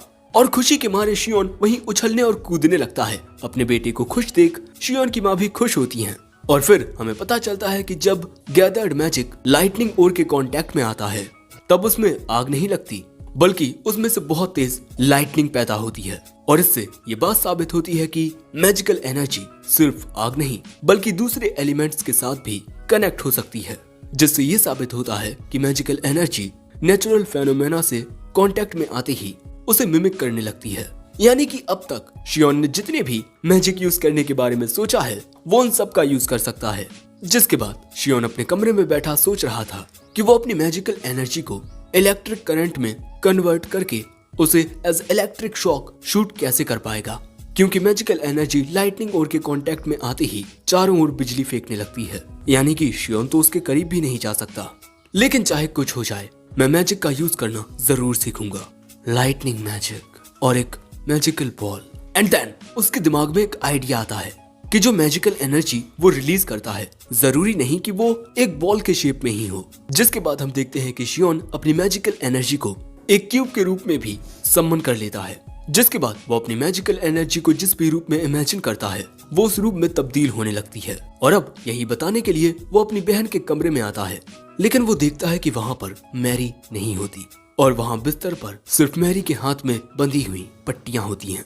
जिसके बाद वो अपने घर से बाहर आता है। मैरी को ढूंढते हुए वो काफी दूर आ जाता है, लेकिन उसे मैरी कहीं नहीं दिखती। चलते हुए वो नदी किनारे आता है और यहाँ वो मैरी को ट्रेनिंग करते हुए देखता है, जहाँ हम देखते हैं कि ट्रेनिंग करते वक्त मैरी की लकड़ी की तलवार ही टूट जाती है। और यहाँ शियोन को अपनी बहन की नजरों में मायूसी नजर आती है, जो देख उसे वही लम्हा याद आता है कि किस तरह उसकी बहन ने उसकी ओर देखा। और हाँ, रोज ने भी उससे कहा था कि उसे अपनी बहन का साथ देना चाहिए। शियोन को देख मैरी पूछती है, तुम यहाँ क्या कर रहे हो? लेकिन शियोन कहता है, जब भी मैं मैजिक यूज करने की कोशिश करता आप मुझे चीयर करती, लेकिन जब आपने कुछ करने की कोशिश की मैंने आपका साथ नहीं दिया, मुझे माफ कर दीजिए। वो कहती है, तुम चिंता मत करो, मैं तुमसे नाराज नहीं हूँ। बस पल भर के लिए मुझे ये ख्याल जरूर आया कि आखिर तुम मेरे साथ क्यों नहीं हो, लेकिन तुम्हारी भी इसमें कोई गलती नहीं थी। मुझे बस जलन हो रही थी। मैं तुम्हारी बड़ी बहन हूँ, हमेशा मुझे तुम्हारी हिफाजत करनी चाहिए और इसीलिए मैंने तलवारबाजी की इतनी ज्यादा ट्रेनिंग की, लेकिन जब जरूरत थी तब मैं कुछ नहीं कर पाई। घबराहट के मारे मैं हिल तक नहीं पाई और अगर उस वक्त तुमने हमें ना बचाया होता तो मैं और माँ मारे जाते। और इस वजह से मुझे खुद पर गुस्सा आने लगा कि आखिर क्यों मैं उस वक्त कुछ नहीं कर पाई। शियोन कहता है, तब क्या आप अब मुझसे नफरत करती हैं? वो कहती है, तुम मेरे छोटे भाई हो, मैं तुमसे कभी नफरत नहीं कर सकती। मैं तुमसे बहुत प्यार करती हूँ। मुझे बस जलन इस बात से हो रही है कि मेरे कमजोर होने की वजह से तुम्हें ताकतवर बनना पड़ रहा है और इसीलिए अब मैं वो हर एक मुमकिन कोशिश कर रही हूँ जिससे मैं खुद को ताकतवर बना पाऊँ। लेकिन जब भी तुम्हारा चेहरा मेरे सामने आता है मुझे वही दिन याद आता है। मैं क्या करूँ, मुझे कुछ समझ नहीं आ रहा। लेकिन अगले ही पल में शियोन मैरी को जाकर गले लगा लेता है और कहता है, मुझे माफ कर दीजिए, मैं आपको समझ नहीं सका। मैरी रोते हुए कहती है, माफी तो मुझे मांगनी चाहिए जो मैंने तुम्हारे साथ वैसा बर्ताव किया। शियोन कहता है, आप चिंता मत कीजिए, अगर आपके दिल में कोई भी दर्द है तो आप वो मुझे बताइए, मैं आपका दर्द आपसे छीन लूंगा। और इसी दौरान हम देखते हैं कि अपनी फीलिंग्स को जाहिर करने की वजह से इनकी बॉडी ग्लो करने लगती है। और आखिर में शियोन कहता है, इस दुनिया में पैदा होने के बाद मैं एक बात समझ चुका हूँ कि चाहे वो बच्चा हो या बड़ा, हर किसी को जिंदा रहने के लिए लड़ना पड़ता है। और यहीं ये एपिसोड एंड होता है। एपिसोड 5 की शुरुआत में हम देखते हैं कि मैरी शियोन को पकड़े हुए हैं और इनका ये बहन भाई का प्यार देखकर रोज का तो वैसे ही दिमाग खराब हो गया है। जिसके बाद हमें पता चलता है कि उस शाम एक दूसरे के प्रति अपनी फीलिंग्स को शेयर करने के बाद मैरी इसी तरह शियोन से चिपकी हुई है। सो अब प्रेजेंट में शियोन कहता है, दीदी अगर आप थोड़ा दूर हो जाएंगी तो ये अच्छा रहेगा, क्योंकि अब मुझे अपना एक्सपेरिमेंट करना है। मैरी रोते हुए कहती है, तो क्या मैं तुम्हारे रास्ते में आ रही हूँ? शियोन कहता है, ऐसा कुछ नहीं है, लेकिन ये एक मैजिकल एक्सपेरिमेंट है जिस वजह से ये काफी खतरनाक हो सकता है। चलो अब इस एक्सपेरिमेंट को स्टार्ट करते हैं। अब अगले सीन में हम देखते हैं कि शियोन अपनी ट्रेनिंग कर रहा होता है। वो गैदर्ड मैजिक का यूज करके अब काफी बड़े लेवल की मैजिक बॉल को क्रिएट करने लगा है। लेकिन हाँ, इसका मतलब ये नहीं है कि शियोन की मैजिकल एनर्जी इंक्रीज हो गई है, बल्कि उसकी पकड़ अपने जादू पर और भी मजबूत हो गई है। और जैसे जैसे वो अपनी मैजिकल एनर्जी का साइज बढ़ाता है वो मैजिकल एनर्जी और पतली होती जाती है। इसीलिए अब शियोन ट्राई करता है कि वो इस मैजिकल एनर्जी को आकार में बड़ा करने की बजाय और भी छोटा करने लगता है। जिसके बाद शियोन इस फ्लेम पिकर की सहायता से मैजिक एनर्जी को सीधा एक दिशा में शूट करता है। और दोस्तों, यहाँ पर शियोन जिस आइटम का यूज कर रहा है उसको शियोन ने गैस फ्लेयर नाम दिया है। जिसके बाद शियोन उस लाइटनिंग ओर के पास आता है और उसकी ओर छोटी साइज की मैजिकल एनर्जी को शूट करता है। लेकिन लाइटनिंग ओर के संपर्क में आते ही वो छोटी मैजिक बॉल डिस्ट्रॉय हो जाती है। और ऐसा इस वजह से हुआ क्योंकि इस लाइटनिंग ओर की तुलना में शियोन ने जो मैजिकल एनर्जी रिलीज की वो बहुत कम थी। और इसी तरह बारीकी से इन चीजों के बारे में रिसर्च करते हुए शियोन मैजिकल एनर्जी का शेप बदलना भी सीख गया है। जिसके बाद शियोन गैदर्ड मैजिक का यूज करके अपनी मैजिकल एनर्जी को लंबा करके उससे लाइटनिंग ओर को छूने की कोशिश करता है। लेकिन उसके ऐसा करने से बहुत ही खराब रिएक्शन आता है और शियोन वहीं गिर पड़ता है। रोज और मैरी पूछती हैं, तुम ठीक तो हो ना शियोन? शियोन कहता है, हाँ मैं ठीक हूँ। जिसके बाद रोज कहती है तुम्हारी मैजिकल एनर्जी ने ऐसी प्रतिक्रिया क्यों दी? मुझे तो लग रहा था कि तुम्हारी मैजिकल एनर्जी के संपर्क में आते ही वो लाइटनिंग और सामने की ओर प्रतिक्रिया देगा, लेकिन उसने वापस शियोन की ओर ही प्रतिक्रिया दी। जिसका मतलब ये है कि जब शियोन की मैजिकल एनर्जी ने लाइटनिंग ओर को टच किया तब शियोन और लाइटनिंग ओर के बीच शियोन की मैजिकल एनर्जी से एक संपर्क बन गया, जिससे लाइटनिंग ओर की लाइटनिंग शियोन की ओर ही आई। जिसके बाद शियोन मन में कहता है मुझे मैजिकल एनर्जी को और भी गहराई से सीखना होगा। और वैसे देखा जाए तो अब तक मैं काफी आसानी से प्रोग्रेस करता आ रहा हूँ, जिसका मतलब यही है कि ये दुनिया भी चाहती है कि मैं इस दुनिया में मैजिक को इन्वेंट करूँ। तभी वहाँ शियोन के पिता के साथ मिस्टर ग्रास्ट आते हैं। अब यहाँ एक साथ बैठकर शियोन के पिता कहते हैं शियोन, तुमने लाइटनिंग और उठाने के लिए जो आइडिया निकाला था उसका इस्तेमाल इन महाशय ने अपने फायदे के लिए किया। ये सोच रहे हैं कि ये अपने फायदे के लिए तुम्हारे आइडिया का यूज करके लाइटनिंग और को उन गुफाओं में से बाहर निकालें, जिससे इन्हें बिजनेस में बहुत मुनाफा होगा। ग्रास्ट कहता है मुझे माफ कर दो शियोन, मैंने तुम्हारी इजाजत के बिना तुम्हारे आइडिया को यूज किया। शियोन कहता है मुझे इसमें कोई दिक्कत नहीं है। ग्रास्ट कहता है क्या? लेकिन मैं तुम्हारे आइडिया का यूज अपने फायदे के लिए कर रहा हूँ। शियोन कहता है हाँ तो इसमें क्या दिक्कत है? शियोन के पिता कहते हैं बात सिर्फ इतनी नहीं है, बात इससे ज्यादा बड़ी है। जिसके अगले सीन में हम शियोन और मैरी को एक अलग कमरे में देखते हैं और इस कमरे में चारों ओर लाइटनिंग और फैले हुए थे, यानी कि इस वक्त ये सभी हैं ग्रास्ट द ब्लैक स्मिथ की वर्कशॉप में। मिस्टर ग्रास्ट कहते हैं ये लाइटनिंग और बहुत कीमती होते हैं पर साथ ही बहुत खतरनाक भी, इसीलिए इन्हें कोई खरीद ही नहीं रहा। इसीलिए मैं तुमसे पूछना चाहता हूँ क्या तुम्हारे पास कोई ऐसा आइडिया है जिससे मैं लाइटनिंग ऑर्स को बेच सकूं? और साथ ही इन लाइटनिंग ऑर्स से जो बिजली की आवाज आती है वो भी कस्टमर्स को बहुत परेशान करती है। प्लीज मेरी मदद कर दो शियोन। शियोन कहता है मुझसे जो होगा वो मैं करूंगा आपकी मदद के लिए। जिसके बाद इन लाइटनिंग ऑर्स को देख शियोन पूछता है वैसे आपने इन्हें इतनी दूर दूर क्यों रखा हुआ है? जिसके बाद मिस्टर ग्रास्ट बताते हैं कि क्यों वो एक लाइटनिंग ऑर को दूसरे के करीब लेकर जाती हैं, जिससे बहुत ज्यादा तेज लाइट पैदा होती है, क्योंकि दो लाइटनिंग ऑर्स की बिजली आपस में टकरा रही थी। और यह नजारा शियोन की आंखों में समा जाता है। जिसके बाद ग्रास्ट इन्हें वो लोहा दिखाता है जो उसने लाइटनिंग ऑर को गलाकर बनाया है। शियोन पूछता है कि क्या इसमें कोई इलेक्ट्रिकल रिस्पॉन्स नहीं आता? मिस्टर ग्रास्ट शियोन को एक और वैसा ही मेटल देकर कहते हैं तुम खुद ट्राई कर लो। जिसके बाद जब शियोन इन दोनों मेटल्स को आपस में टच कराता है तब कुछ भी नहीं होता। अब ये देख शियोन पूछता है रिफाइनमेंट प्रोसेस के किस पड़ाव पर इस लाइटनिंग ओर से बिजली निकलना बंद हो गई थी? ग्रास्ट कहता है शायद जब मैंने इसे पिघलाने के लिए गर्म किया था तब लाइटनिंग बंद हो गई थी। शियोन कहता है इसे पिघलाना मतलब गर्म करना। जिसके बाद शियोन पूछता है पिताजी क्या मैं इसे ट्राई कर सकता हूँ? वो कहते हैं हाँ क्यों नहीं। मैरी पूछती है तुम क्या करने वाले हो? शियोन कहता है बस देखती जाओ। जिसके बाद शियोन भट्टी के पास आकर गैदर्ड मैजिक का यूज करके उसमें नीले रंग की आग लगा देता है और फिर मिस्टर ग्रास्ट से उनका काम करने को कहता है, यानी लाइटनिंग ओर को पिघलाने का काम। लेकिन यहाँ पर जो मिस्टर ग्रास्ट थे वो ये देखकर हैरान हो चुके थे कि अचानक ही शियोन के हाथ से ये आग कहाँ से निकली। जो सुन शियोन अपने पिता की ओर देखता है। उसके पिता सिर हिलाकर कुछ इशारा करते हैं। फिर शियोन ग्रास्ट को बताता है कि ये मैजिक था। सब कुछ जानने के बाद भी कुछ देर तक ग्रास्ट को शियोन की बातों पर यकीन ही नहीं होता। फिर वो कहता है अगर मैं इस आग का इस्तेमाल लाइटनिंग ओर को पिघलाने के लिए करूंगा तो इससे क्या अलग होगा? शियोन कहता है ये तो मैं भी नहीं जानता क्योंकि मैं अभी भी मैजिक की रिसर्च कर रहा हूँ। ग्रास्ट कहता है चलो कोशिश करके पता लगाते हैं, लेकिन ये करने में मुझे 1 घंटा लगेगा, तब तक तुम बाहर जाकर घूम सकते हो। पर शियोन कहता है कि नहीं, उसे पूरी प्रोसेस देखनी है और अगर शियोन यहाँ है तो मैरी यहाँ से कैसे जा सकती है। अब 1 घंटे बाद हम देखते हैं कि ग्रास्ट शियोन की नीली आग से लाइटनिंग ओर को पिघलाकर उन्हें लोहे में बदल चुका है और अब इम्तिहान की घड़ी आती है। ग्रास्ट एक पीस को उठाकर उसे धीरे धीरे जैसे ही दूसरे पीस के करीब लेकर आता है अचानक ही बिजली क्रिएट होने लगती है।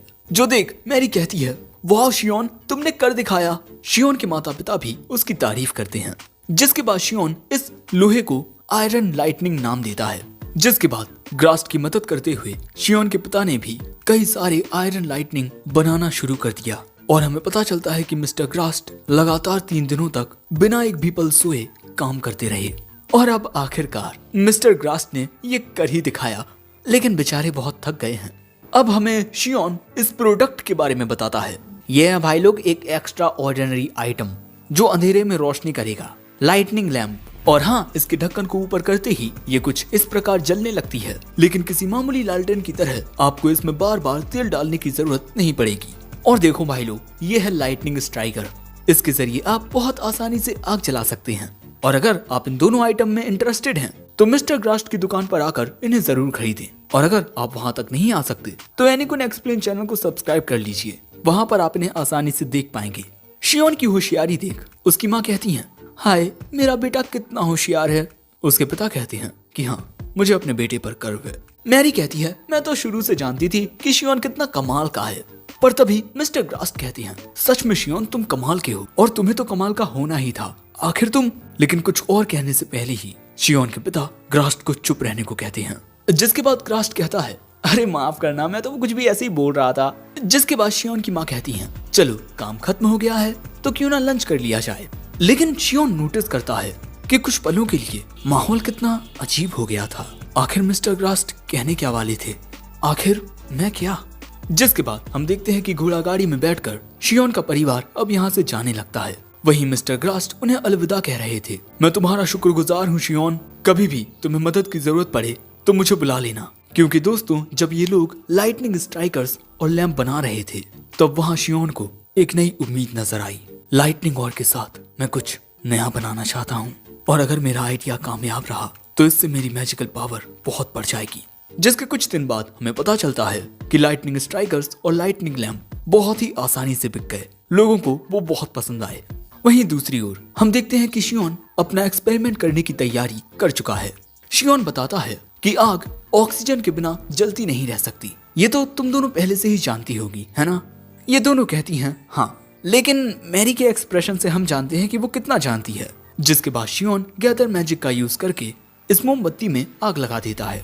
और दोस्तों, अब सवाल है कि क्या इसे भी बंद करने पर यह भी नॉर्मल आग की तरह बुझ जाएगी। और दोस्तों, जब शियोन ऐसा करता है, वो कैंडल के ऊपर से ग्लास को हटाता है, तब भी ये कैंडल जल रही थी। मैरी कहती है, देखो तुम गलत थी, क्योंकि रोज का कहना था कि ऐसा करने से ये आग बुझ जाएगी। शियोन कहता है कि हाँ, ऑक्सीजन की कमी होने के बावजूद भी ये आग बुझी नहीं। पर क्या इसका मतलब फायर मैजिक यूज करने के लिए ऑक्सीजन की जरूरत नहीं होती? यानी इसका मतलब तो यही हो सकता है कि मैजिकल एनर्जी पर ये कुदरत के नियम काम नहीं करते। अब इससे ज्यादा कुछ पता तो नहीं चला, लेकिन इतना तो जानने को मिल ही गया कि मैजिक से क्रिएट की गई आग नॉर्मल आग से अलग होती है। फ्लेयर, जो कि एक फायर मैजिक स्पेल है, उसमें मैजिकल पावर फ्यूल की तरह काम करती है। और इसी से शियोन को एक आइडिया आता है। जिसके बाद हम देखते हैं कि शियोन स्ट्राइकर से गैदर्ड मैजिक करके आसमान में फायर बॉल फेंकता है, और मैरी से मैजिकल एनर्जी की एक बॉल को इस फायर बॉल के ऊपर फेंकने को कहता है। तभी मैरी बिल्कुल ऐसा ही करती है, पर जैसे ही उसकी ये मैजिक बॉल फायर बॉल के साथ कनेक्ट होती है, वहां पर एक बड़ा मैजिकल एक्सप्लोजन होता है। शियोन तुरंत मैरी के पास आकर पूछता है, तुम ठीक तो हो ना? वो कहती है, हाँ मैं ठीक हूँ। रोज पूछती है, शियोन क्या तुम जानते थे कि कुछ ऐसा होगा? वो कहता है, नहीं, मुझे तो लग रहा था कि ऐसा करने से फायर बॉल में मैजिकल पावर बढ़ जाएगी, लेकिन ये तो कुछ अजीब ही हो गया। ये मैजिकल एक्सप्लोजन बहुत ही ज्यादा खतरनाक था। लेकिन तभी अचानक शियोन के दिमाग में कई सारी कड़ियां आपस में मिलने लगती हैं कि इलेक्ट्रिकल डिस्चार्ज, इलेक्ट्रिकल करंट, और अगले ही पल में कोई बात समझ आती ही शियोन भागकर लाइटनिंग ओर के पास आता है, और फिर वो अपने मैजिकल एनर्जी से लाइटनिंग ओर को छूता है, जिससे उसकी ओर लाइटनिंग आती है। और अब शियोन समझ चुका है कि असल में ये मैजिकल एनर्जी है ही नहीं। रोज कहती है, पर तुम्ही ने तो कहा था कि ये मैजिकल एनर्जी है। शियोन कहता है, हाँ ये मैजिकल एनर्जी है, लेकिन साथ ही ये नहीं भी है, बल्कि इसकी जो हवा है वो मैजिकल एनर्जी के साथ रिएक्ट कर रही है। जब मैंने पहली बार ऐसा करने की कोशिश की थी तब इसने साफ तौर पर विंड रेजिस्टेंस के साइन दिए थे। जिस तरह फ्लेयर को ऑक्सीजन की जरूरत नहीं होती, वो मैजिकल एनर्जी को फ्यूल बनाकर चलती रहती है। इसका मतलब यही है कि मैजिकल एनर्जी मैजिक के लिए बिल्कुल हवा की तरह काम करती है। और जैसे ही मैरी की लाइट बॉल यानी कि मैजिकल एनर्जी शियोन की फायर बॉल यानी कि एक फिजिकल सब्सटेंस के साथ कनेक्ट हुई, तब उसने एक्सप्लोजन की ये खतरनाक प्रतिक्रिया दी। और यही सब सोच शियोन अजीब ढंग से हंसने लगता है। जो देख ये दोनों कहती हैं, ये खुश होते वक्त कितना अजीब चेहरा बनाता है। और दोस्तों, अब अगर डिफरेंट टाइप के मैजिक या मैजिकल एनर्जी को आपस में कंबाइन किया जाएगा तब हम इसे कंपाउंड मैजिक कहेंगे। और अब ऐसे ही शाम के वक्त हम शियोन को कुछ अलग प्रकार के दस्ताने पहने हुए देखते हैं। ये दस्ताने शियोन ने मिस्टर ग्रास से बनवाए हैं स्पेशल ऑर्डर पर, और मिस्टर ग्रास ने ये दस्ताने इस तरह से बनाए हैं कि ये बहुत ज्यादा हद तक फायर और लाइटनिंग के प्रति रेजिस्टेंट हैं। जिसके बाद शियोन इन दस्तानों को पहने हुए फायर मैजिक फ्लेयर का यूज करता है और उसे आसमान में फेंक कर उसी की ओर एक मैजिक बॉल भी फेंकता है, और इनके आपस में कनेक्ट होते ही फिर से एक बहुत बड़ा एक्सप्लोजन होता है, जो देख मिस्टर ग्रास के साथ साथ शियोन के माता पिता भी हैरान हो जाते हैं। जिसके बाद शियोन फिर से एक और मैजिकल एक्सप्लोजन करता है। जिसके बाद अब बारी आती है इम्तिहान की। अब शियोन यूज करेगा लाइटनिंग मैजिक का। शियोन कॉन्सेंट्रेट करके लाइटनिंग मैजिक को शूट करता है और वो ऐसा कर लेता है, और आखिरकार उसने ये कर ही दिखाया। शियोन बहुत ज्यादा खुश होता है। लाइटनिंग मैजिक जिसे शियोन ने बोल्ट नाम दिया है वो कंप्लीट हुआ। मैरी आकर कहती है, मैं भी तुम्हारे लिए बहुत खुश हूँ शियोन। लेकिन भाई लोग, शियोन तो इतना ज्यादा खुश था कि वो खुशी के मारे रोने ही लगता है। और अब शियोन को रोते हुए देख मैरी शियोन को इस तरह पकड़ लेती है। ये खुशी का पल सभी के लिए काफी खुशनुमा था। और अब होगी शियोन के लिए एक नए सफर की शुरुआत।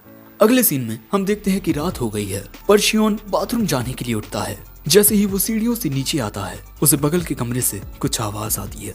वो वहीं छुपकर बातें सुनने लगता है, जहाँ शियोन की माँ शियोन के पिता को समझा रही थी कि हमें शियोन का इतना साथ नहीं देना चाहिए कि वो गलत राह पकड़ ले। कहीं ऐसा ना हो कि वो इस मैजिकल पावर को हर किसी को दिखाता रहे, क्योंकि भले ही वो काफी समझदार है, पर है तो वो एक बच्चा ही। उसके पिता कहते हैं, चाहे बात कुछ भी हो, मुझे शियोन पर और उस शख्स पर जिसने शियोन को हमें सौंपा था पूरा यकीन है। शियोन कहता है, क्या पिताजी ये क्या कह रहे हैं? क्या मैं उनका सगा बेटा नहीं हूँ? और यहीं एपिसोड 5 एंड होता है। एपिसोड 6 की शुरुआत में हम शियोन को देखते हैं, जो अपने सामने एक बड़ी सी लकड़ी को रखे हुए हैं। इसके बाद वो अपने इन दस्तानों को पहने हुए गैदर्ड मैजिक करने के बाद लाइटनिंग मैजिक का यूज करता है, जिससे एक लाइटनिंग अटैक सीधा उस लकड़ी में जाकर उसे 2 हिस्सों में काट देता है। जो देख वहाँ खड़ी हुई रोज और मैरी दोनों ही शियोन की तारीफ करती हैं कि वो किस तरह अपनी एबिलिटी को बढ़ा रहा है।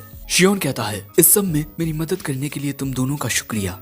मैरी उसके पास आकर कहती है, मैं तुम्हारी बड़ी बहन हूँ और तुम्हारी मदद करना मेरा फर्ज है। पर ये बात सुन शियोन को अपने पिता की कही वो बात याद आती है कि शियोन को किसी शख्स ने इन्हें दिया था उसका ख्याल रखने के लिए। यानी कि दोस्तों, शियोन और मैरी ब्लड रिलेटेड नहीं है। यानी कि बहुत पहले मैरी ने जो बात कही थी वो सच हो सकती है कि ये दोनों शादी कर लें। और यही बात सोचकर शियोन शर्माने लगता है। वो मन में कहता है, आखिर मैं ये सब क्या सोच रहा हूँ। फिर रात के वक्त हम शियोन को उसके कमरे में देखते हैं, जो किसी बुक पर वही सब लिख रहा है जो उसके साथ अभी घटित हो रहा है। अब इसके बाद हमें कंपाउंड मैजिक के बारे में और बताया जाता है कि मैजिक को मैजिकल एनर्जी के साथ कनेक्ट करते ही एक अजीब सा रिएक्शन होता है, जिसे हम साइनर्जिस्टिक मैजिक कहेंगे। और साइनर्जिस्टिक मैजिक का यूज करके हम फायर स्पेल को उसकी हाईएस्ट फॉर्म ट्विन फेलर में तब्दील कर सकते हैं, और साइनर्जिस्टिक मैजिक का यूज करके हम लाइटनिंग मैजिक बोल्ट को उसकी हाईएस्ट फॉर्म लाइन बोल्ट में तब्दील कर सकते हैं। और जब मैजिकल एनर्जी फ्लेयर से टच करती है तब इससे क्रिएट होता है बॉम्ब फ्लेयर। और अगर हम इस बॉम्ब फ्लेयर में एक और बार मैजिकल एनर्जी को कंबाइन कर दें तब इससे क्रिएट होगा डबल बॉम्ब फ्लेयर। जिसके बाद अगले दिन शियोन वापस से झील में आता है। उसके पीछे ये दोनों भी थी। और अब इसी पानी में शियोन गैदर्ड मैजिक का यूज करता है, जिससे एक मैजिक बॉल क्रिएट होती है, लेकिन कुछ ही मिनटों में वो गायब हो जाती है। जो देख रोज और मैरी पूछती हैं, आखिर तुम ये कर क्या रहे हो? शियोन कहता है, हमारे पिछले एक्सपेरिमेंट से मुझे पता चला कि मैजिकल एनर्जी एयर में मौजूद प्रॉपर्टीज के साथ इंटरेक्ट करती है, इसीलिए मुझे लगा कि क्या पानी के अंदर भी मैजिकल एनर्जी किसी चीज के साथ इंटरेक्ट करेगी। और फिर मैंने हवा से इंटरेक्ट हुई मैजिकल एनर्जी को पानी में डाला, तब इससे कोई रिएक्शन नहीं आया। शायद अब मुझे ये अलग तरीके से ट्राई करना होगा। लेकिन शियोन की बातें सुन ये दोनों कहती हैं, भैया शियोन और उसके मैजिक की बातें इन्हें समझना बहुत मुश्किल है। अब इसके बाद शियोन जरा अलग तरीके से गैदर्ड मैजिक का यूज करता है, और इस बार उसके ऐसा करने से पानी के बबल्स निकलते हैं, लेकिन बस कुछ पलों के लिए। जो देख रोज और मैरी को लगता है कि ये उनकी आंखों का वहम था, लेकिन शियोन बताता है कि नहीं, ऐसा सच में हुआ है। मैंने अपनी मैजिकल एनर्जी से कहा कि वो पानी को हवा में उड़ाए। यानी कि दोस्तों, अब ये बात भी पता लग चुकी है कि मैजिकल एनर्जी वाटर के साथ भी इंटरेक्ट कर सकती है, और अब शियोन वाटर मैजिक का भी यूज कर पाएगा। और यही बात सोचकर वो बहुत खुश होने लगता है। अगले सीन में वो सोचता है कि वो वाटर मैजिक का यूज तभी कर पाएगा जब वो वाटर में मौजूद हवा के साथ अपनी मैजिकल एनर्जी का इंटरेक्शन करवाए, जिसके बाद शियोन मैरी और रोज को दिखाते हुए हवा में मौजूद पानी को इकट्ठा करने की कोशिश करता है, लेकिन वो ऐसा कर नहीं पाता, जिससे शियोन को समझ आता है कि जो वो सोच रहा था वो बिल्कुल सही था। वो अपने राइट हैंड में मुश्किल से एक बास्केटबॉल के जितना मैजिक इकट्ठा कर सकता है। अब शियोन फिर से गैदर मैजिक का यूज करता है और इस बार जो होता है वो देखकर तो शियोन और रोज के भी होश उड़ जाते हैं, क्योंकि इस बार जो मैजिकल एनर्जी का एरिया था वो काफी बड़ा हो गया था। इसके बाद शियोन मैजिकल एनर्जी पर कंसंट्रेट करता है और अगले ही पल में वो मैजिकल एनर्जी उसके हाथ में एक लाइट बॉल बन जाती है और कुछ ही मिनटों में वो लाइट बॉल एक वाटर बॉल बन जाती है, जो देख रोज और शियोन हैरान हो जाती हैं। मैरी तुरंत शियोन को जाकर पूछती है कि आखिर ये पानी की बॉल कहां से आ गई, आखिर ये था क्या? जिसके बाद शियोन बताता है कि उसने अपने मैजिकल एनर्जी का एरिया बढ़ा कर लिया। इससे उस एरिया में मौजूद हवा में जितना भी पानी था उसको मैजिकल एनर्जी ने एक जगह पर कलेक्ट किया और फिर वो मैजिकल एनर्जी वाटर में तब्दील हो गई। जो जान मैरी पूछती है तो अब तुम इस स्पेल का नाम क्या रखने वाले हो? शियोन कहता है ये वाटर मैजिक है तो इसका नाम एक्वा रखता हूँ। जिसके बाद हम देखते हैं कि रोज और मैरी भी बिल्कुल शियोन की तरह स्टेप बाय स्टेप करके हवा में से पानी बना लेती हैं। यानी कि दोस्तों शियोन की तरह ये दोनों भी मैजिक का यूज कर सकती हैं, लेकिन वो वाटर बॉल इनके ऊपर ही फूट जाती हैं, जिससे ये दोनों ही भीग जाती हैं और इस बात पर दोनों ही हंसने लगती हैं। और इन दोनों को इस तरह हंसता हुआ देख शियोन कहता है मैजिक सबकी जिंदगियों में खुशियां लाएगा। और फिर हम देखते हैं कि शियोन के माता पिता इन तीनों को कहीं लेकर जा रहे हैं और ये होने वाला है शियोन की इन्वेस्टिगेशन का अगला पड़ाव। जिसके बाद हम देखते हैं कि मिस्टर ग्रास्ट इन तीनों को एक गिल्ड में लेकर आते हैं, क्योंकि गिल्ड में रजिस्टर किए बिना ये किसी भी क्वेस्ट को एक्सेप्ट नहीं कर सकते। और दोस्तों शियोन मॉन्स्टर हंटिंग इसीलिए करना चाहता है ताकि वो ये जान सके कि मैजिक मॉन्स्टर्स के खिलाफ कितना इफेक्टिव है। ग्रास्ट पूछता है अगर तुम तीनों चाहो तो बाद में भी ऐसा कर सकते हो, पर मैरी कहती है मैं अब और नहीं भागूंगी, मुझे ताकतवर बनना है ताकि मैं शियोन को प्रोटेक्ट कर सकूं। रोज कहती है मेरा भी पीछे हटने का कोई इरादा नहीं है, पर तभी शियोन कहता है मिस्टर ग्रास्ट आप ये बात मेरे माता पिता से छुपाए रखिएगा प्लीज। यानी कि ये तीनों गिल्ड में रजिस्टर करने वाले हैं, ये बात इनके माता पिता को पता ही नहीं है। जिसके बाद ग्रास्ट गिल्ड में आकर सबसे पहले रिसेप्शनिस्ट को एक लॉकेट दिखाता है जो कि असल में उसकी गिल्ड आईडी है। ग्रास्ट एक प्लेटिनम रैंक एडवेंचरर है। ग्रास्ट कहता है इन तीनों बच्चों का रजिस्ट्रेशन होना है। रिसेप्शनिस्ट कहती है तो आप दोनों इन बच्चों का रजिस्ट्रेशन करवाने आए हैं। दोस्तों ये होते हैं शियोन के पिता, जिन्हें देखकर इन तीनों के तो होश उड़ जाते हैं। लेकिन रिसेप्शनिस्ट से शियोन के पिता कहते हैं हाँ हम दोनों इन तीनों का रजिस्ट्रेशन करवाने आए हैं। और दोस्तों हमें पता चलता है कि शियोन के पिता एक डायमंड रैंक एडवेंचरर हैं। और दोस्तों गिल्ड में मौजूद किसी भी शख्स ने आज तक इतनी हाई रैंक का बंदा नहीं देखा है। और अब शियोन के पिता इन तीनों से कहते हैं जाओ और कोई क्वेस्ट एक्सेप्ट करो, बाकी बातें हम बाद में करेंगे। फिर अगले सीन में हम देखते हैं कि ये चारों इनसे माफी मांगते हैं और फिर शियोन कहता है पिताजी क्या आप पहले से जानते थे कि हम रजिस्टर करवाने गिल्ड में आएंगे? वो कहते हैं मुझे जरा शक हो गया था, कुछ दिनों से मैरी मुझसे और अपनी माँ से आंखों में आंखें डालकर बात करने से झिझक रही है। यानी कि मैरी की वजह से ही शियोन के पिता को इन पर शक हो गया। शियोन के पिता कहते हैं मैंने सोचा नहीं था कि तुम तीनों मुझे बताए बिना मॉन्स्टर हंटिंग पर जाओगे। ये तीनों फिर से शियोन के पिता से माफी मांगते हैं। इस बार ग्रास्ट कहता है अब इन्हें इतना भी मत डांटो। वो कहते हैं तुम तो कुछ बोलो ही मत, तुमसे तो मैं बाद में बात करूंगा। और अगले सीन में हम देखते हैं कि शियोन अपने पिता को अब सब कुछ बता चुका है।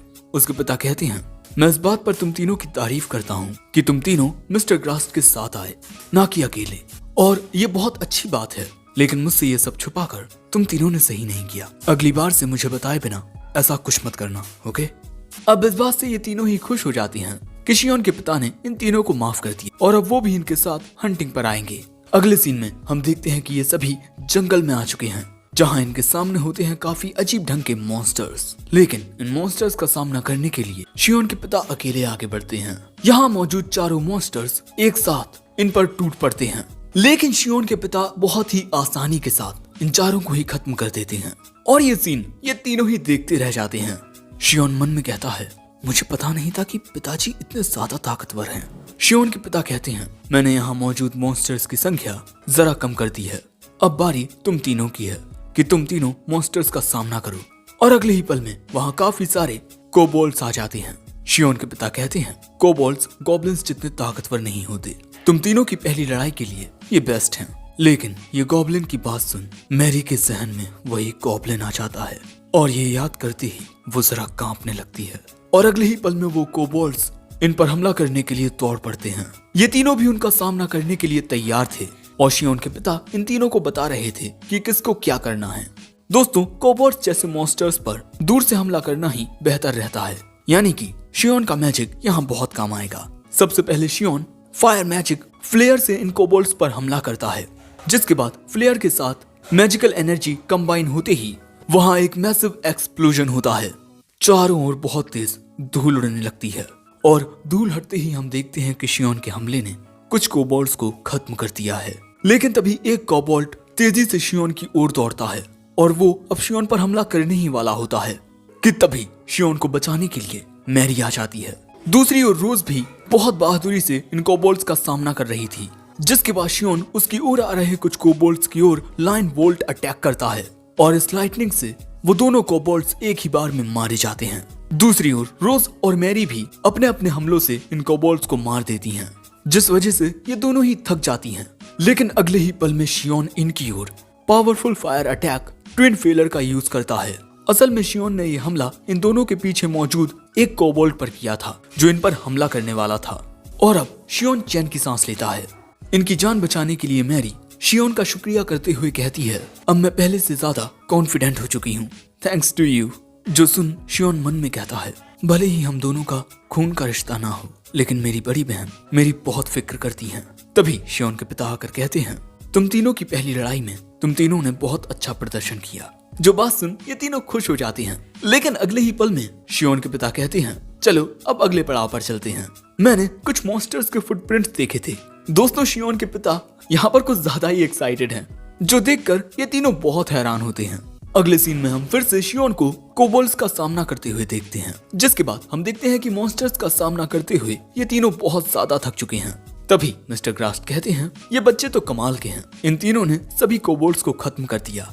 जिसके बाद शियोन कहता है, आज हमें बहुत कुछ सीखने को मिला और हमें ये भी जानने को मिला कि हमें कहाँ कहाँ कमियां हैं। शियोन के पिता कहते हैं, तुम तीनों अब आराम कर लो, हम इन मॉन्स्टर्स के कुछ पार्ट्स कलेक्ट कर लेते हैं। जिसके बाद हम देखते हैं कि ये तीनों आराम करने लगते हैं, पर तभी शियोन की नजर सामने इस अजीब सी जगह पर पड़ती है। मैरी पूछती है कि क्या हुआ। शियोन कहता है, पता नहीं, पर मुझे लगता है कि वहाँ कुछ तो है।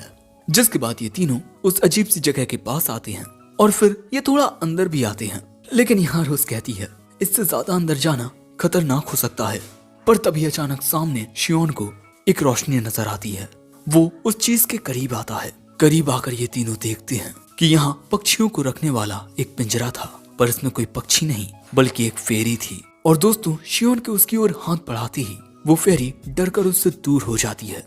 मैरी पूछती है, अब हम इसके साथ क्या करेंगे। शियोन कहता है, हम इसे आजाद कर देंगे। जिसके बाद शियोन उस पिंजरे को खोल देता है। फेरी के सामने बाहर निकलने का रास्ता था।